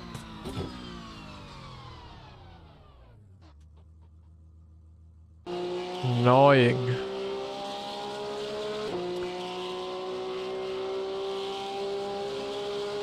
Alright, Rusty Glaze, thank you very much for watching and see you next time.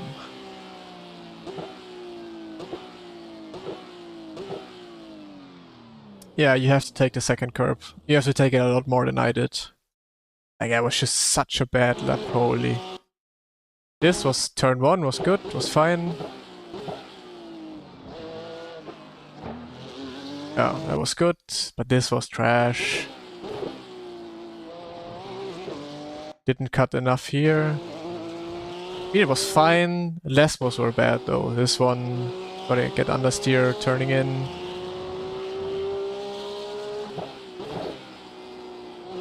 This wasn't great. And then yeah, Ascari, I lost so much time. Didn't cut enough, and then I had to lift here. Ha. That's like 2/10.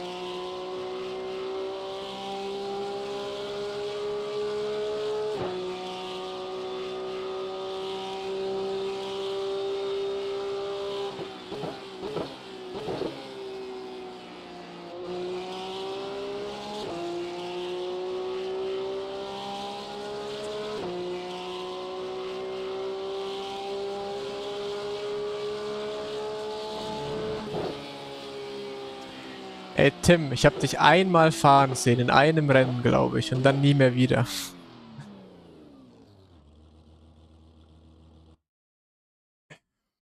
No, you don't wish to be as bad as I am. Too many mistakes. So, again, we race against Lasse, but probably this time against a few more people.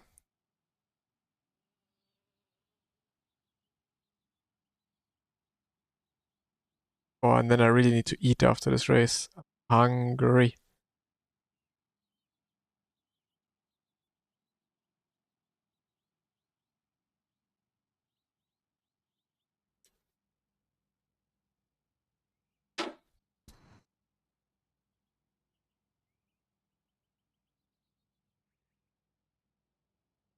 Nice, good luck im Rennen. The Porsche Cup, I don't think, no. I think especially because the Porsche Cup is very predictable and like actually drives like a car is supposed to be driven. It is quite the easy car to get into. Yeah, I would say it's easy to get into, but then getting harder to be on the very limit. But I mean, that's the same with every car.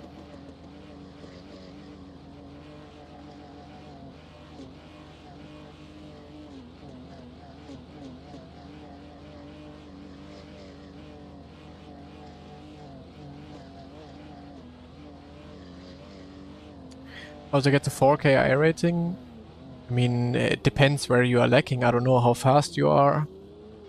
If you're fast, but maybe do too many mistakes, if you're fast or just get yourself into trouble all the time, it's really hard to say.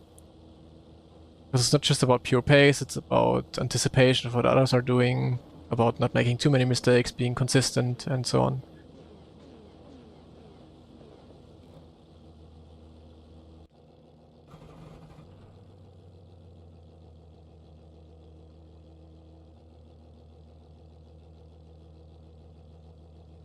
The estimated SOF is 5,109. 5.1k actually, okay. Let's win this.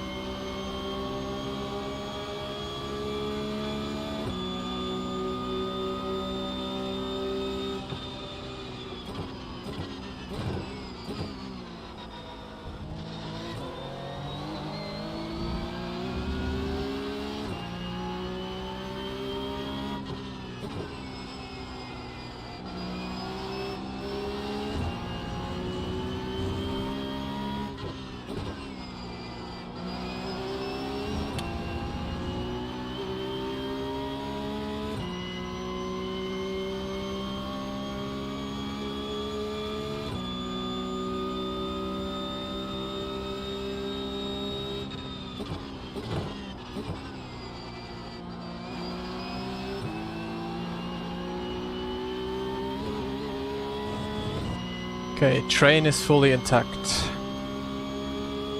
It means we have to work together.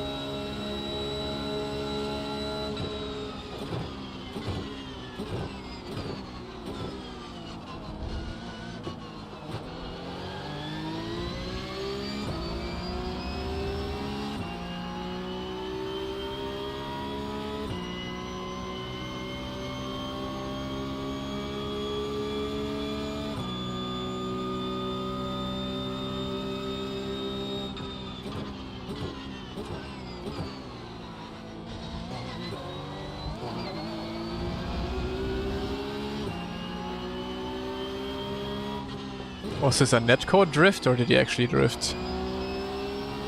Didn't really lose a lot of time, so I guess netcode having a bit of fun. Yeah, less mode 2 is where I'm losing a lot of time always.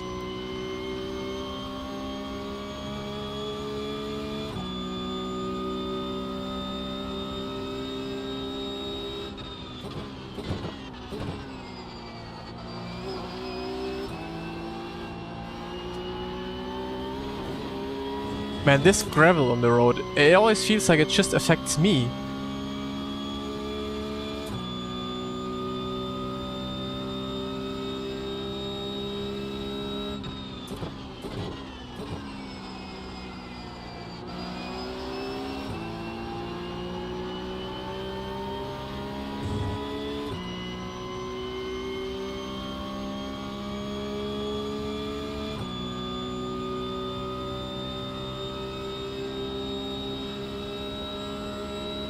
F1 esports drivers are also one of the best, not only on F1 esports.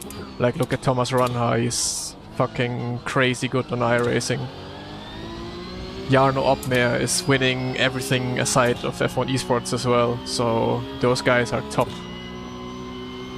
Top of the top.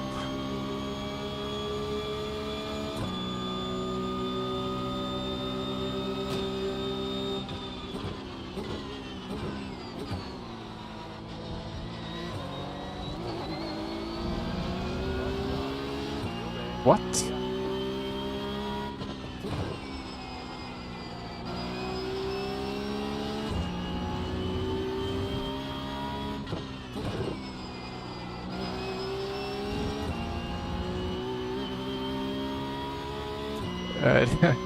Do you prefer TC2 and fixed setup? You cannot change the TC in fixed setup races, so I have to drive it if I want it or not.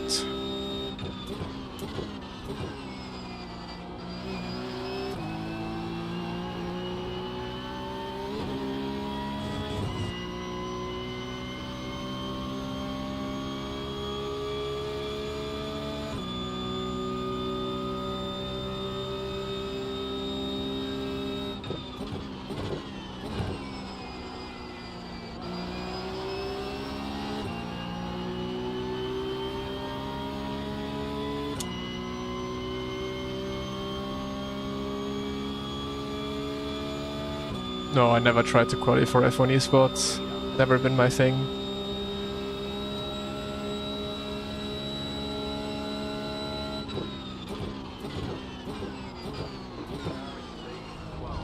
I thought about wanting to do it, yeah, but I never actually did it. I think I only drove it once. I actually drove the qualification event once, but I never actually tried.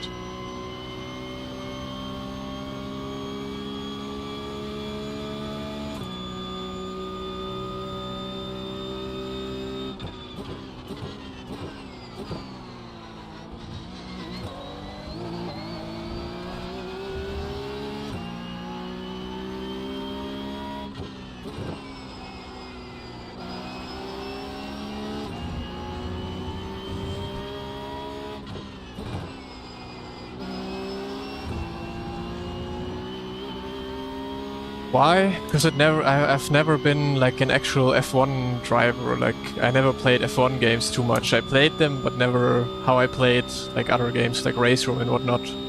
And at the same time where F1 esports was going on, I had DTM esports, ADSC GT Masters esports, Porsche esports Super Cup and all of that, where I was really good at. So why should I stop doing that and then go into a game I don't really have a lot of knowledge with, and also don't really enjoy too much driving myself?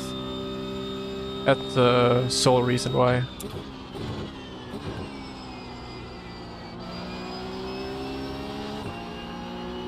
I would love to do it. I still would love to do it because the competition is just great. What they do there, but I just know I would not have. I would say the fun of driving this game for too much. The game is fun. Don't get me wrong, but it's just not my thing.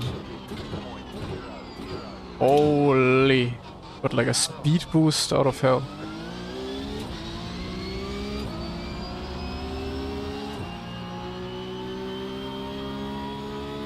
I mean, F1 esports or the F1 game is kind of like Rennsport to me. I just can't drive normal races there, you know?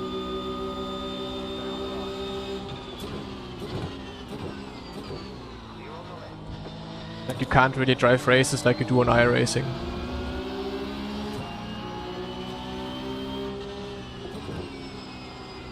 Which, yeah, begs the question why I then do Rennsport.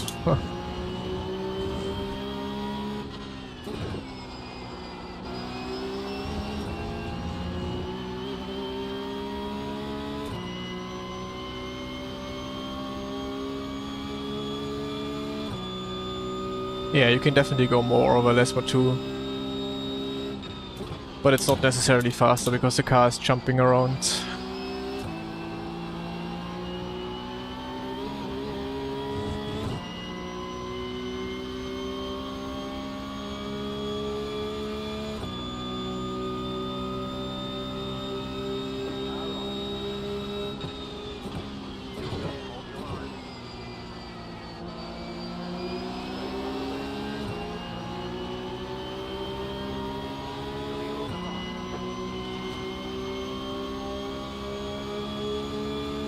iRacing esports doesn't exist at the moment at all, basically.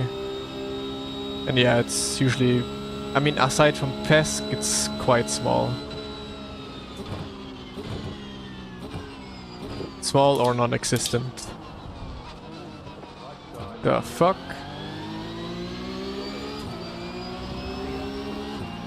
I didn't even have a contact.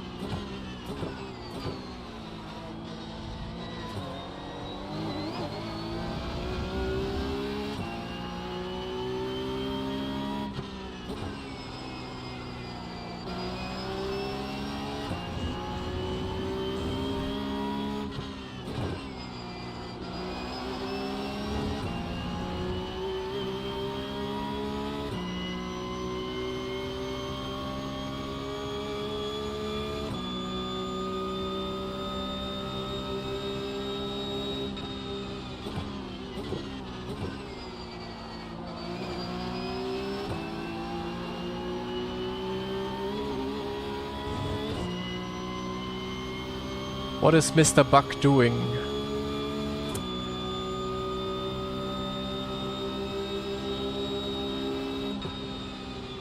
He's lifting. Why is he lifting before the braking?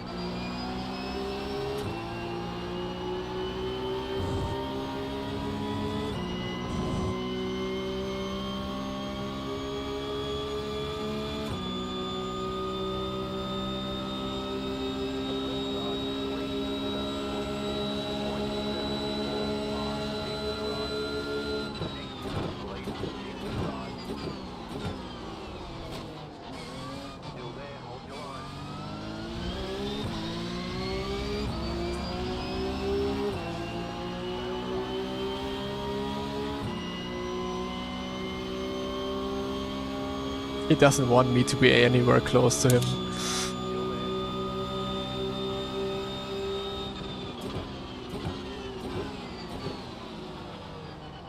Ja, genau. See, that's what I mean. If I didn't go for it there, or like if I would have gone for it, I would have been crashed out immediately.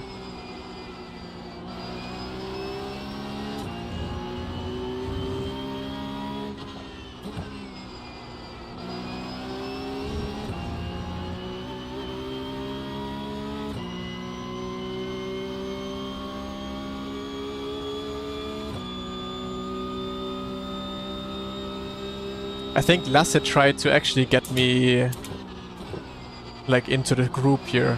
He lifted so everyone else can catch up and I have to fight with them.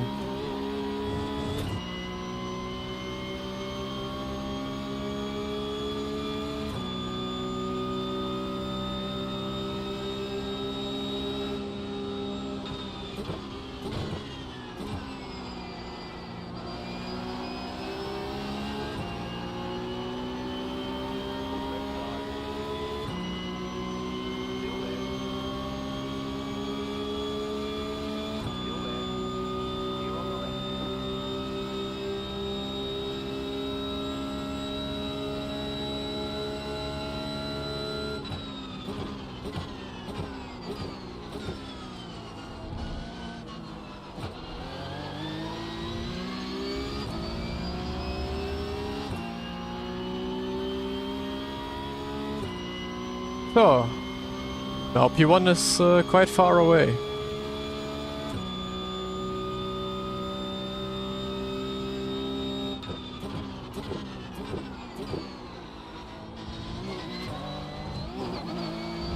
Not too far away though. This is, by the way, the most you can cut in the second chicane.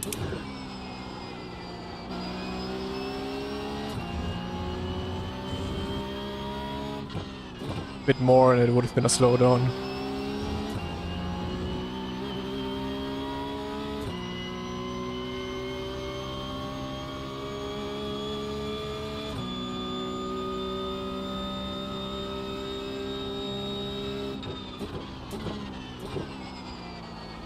Ay, ay, ay.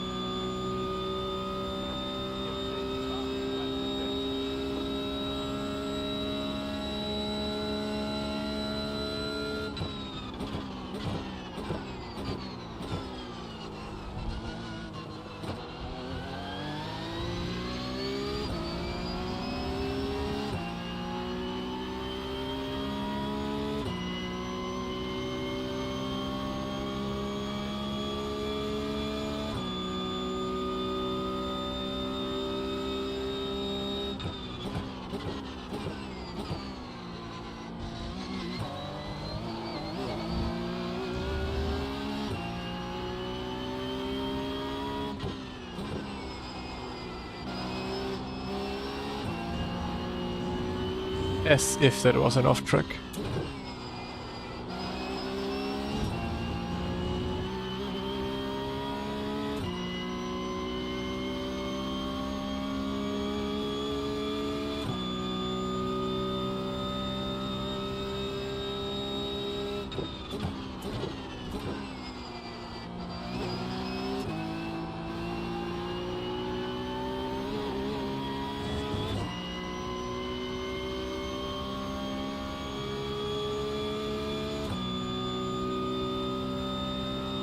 Are they working together? Ay, ay, ay.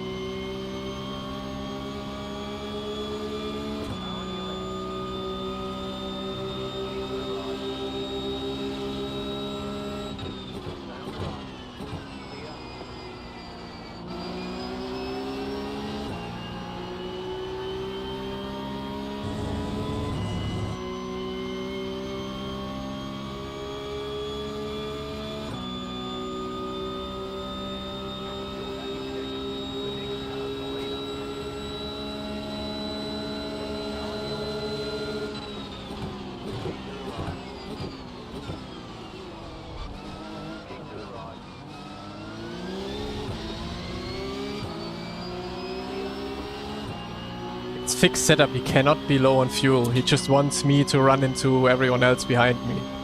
Like, he wants me to be pushed in the queue.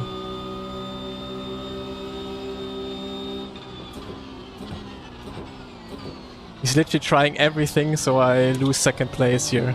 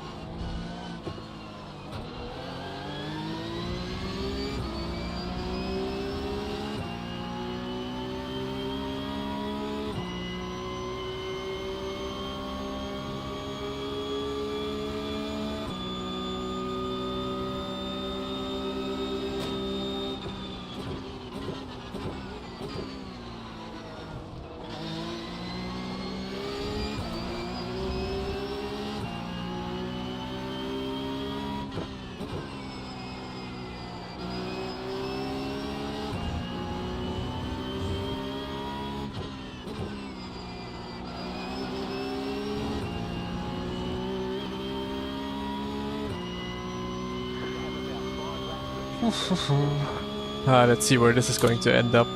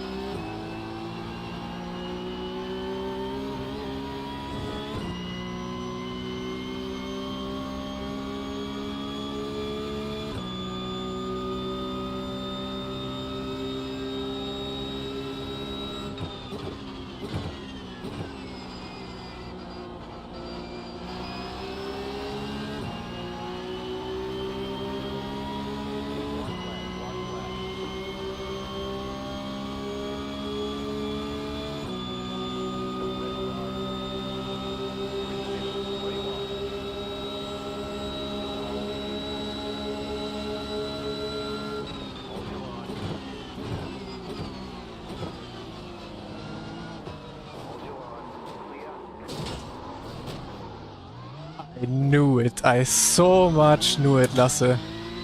You dirty, dirty driver.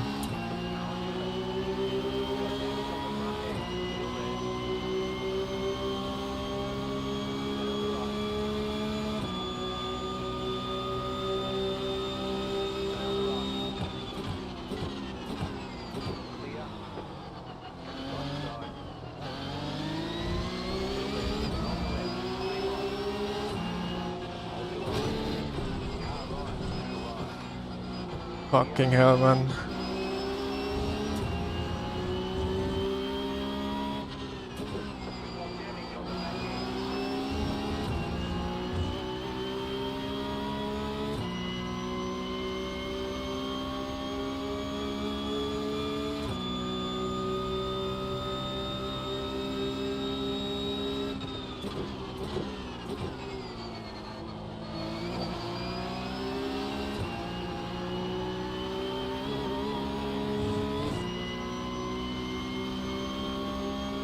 Everyone has here so much damage.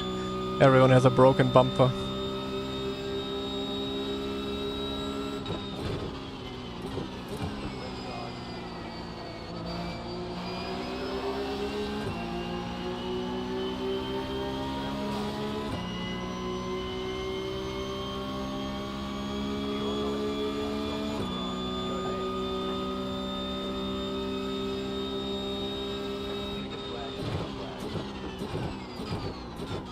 Good job. Very good job.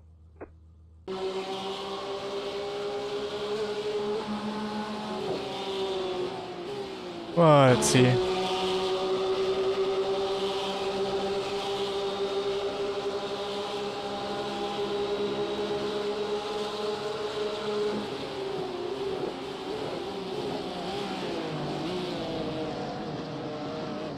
Yeah, I mean...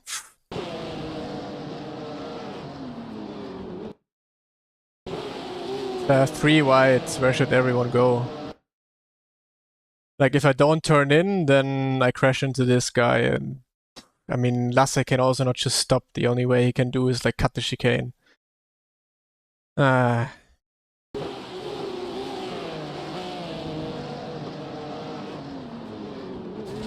it was 100% expected. Like, at this point, I already knew I'm gonna be turned around. 100%. But yeah, it's... I would call it a racing incident. Like, if I would be here on the inside, I would also just place my car exactly here. Happens. Happens. Without the blue car, it would have been perfect overtake, P1. You're ahead at the corner entry, that doesn't apply.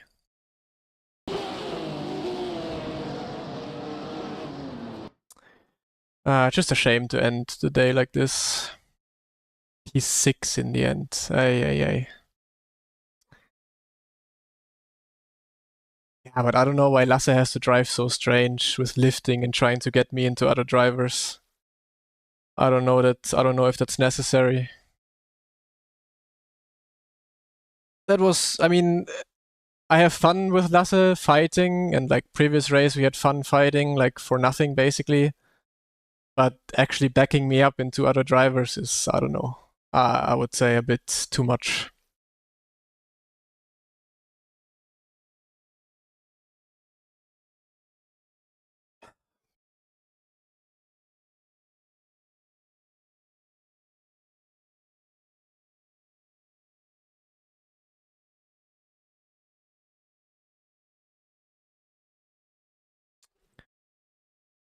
Oh, 21.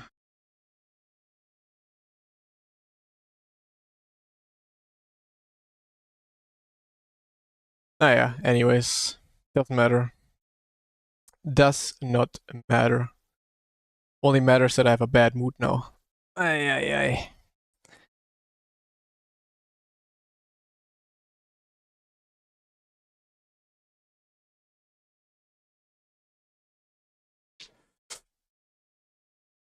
It's stream elements.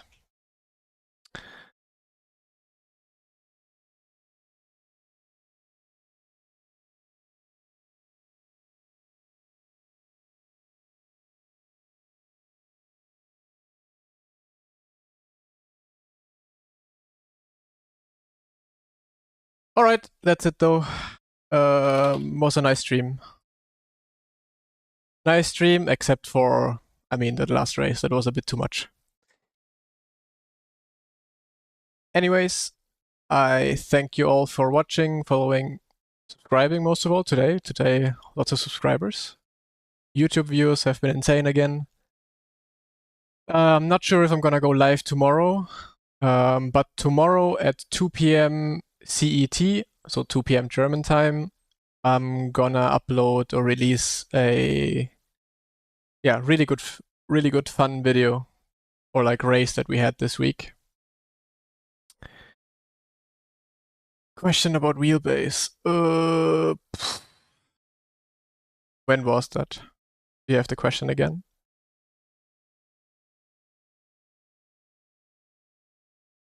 Anyways, if you have a question, you can also just type in my Discord. So yeah, I'm gonna raid Yuri, have fun, and yeah, maybe tomorrow, not sure yet, but most likely Monday or Tuesday then. Goodbye.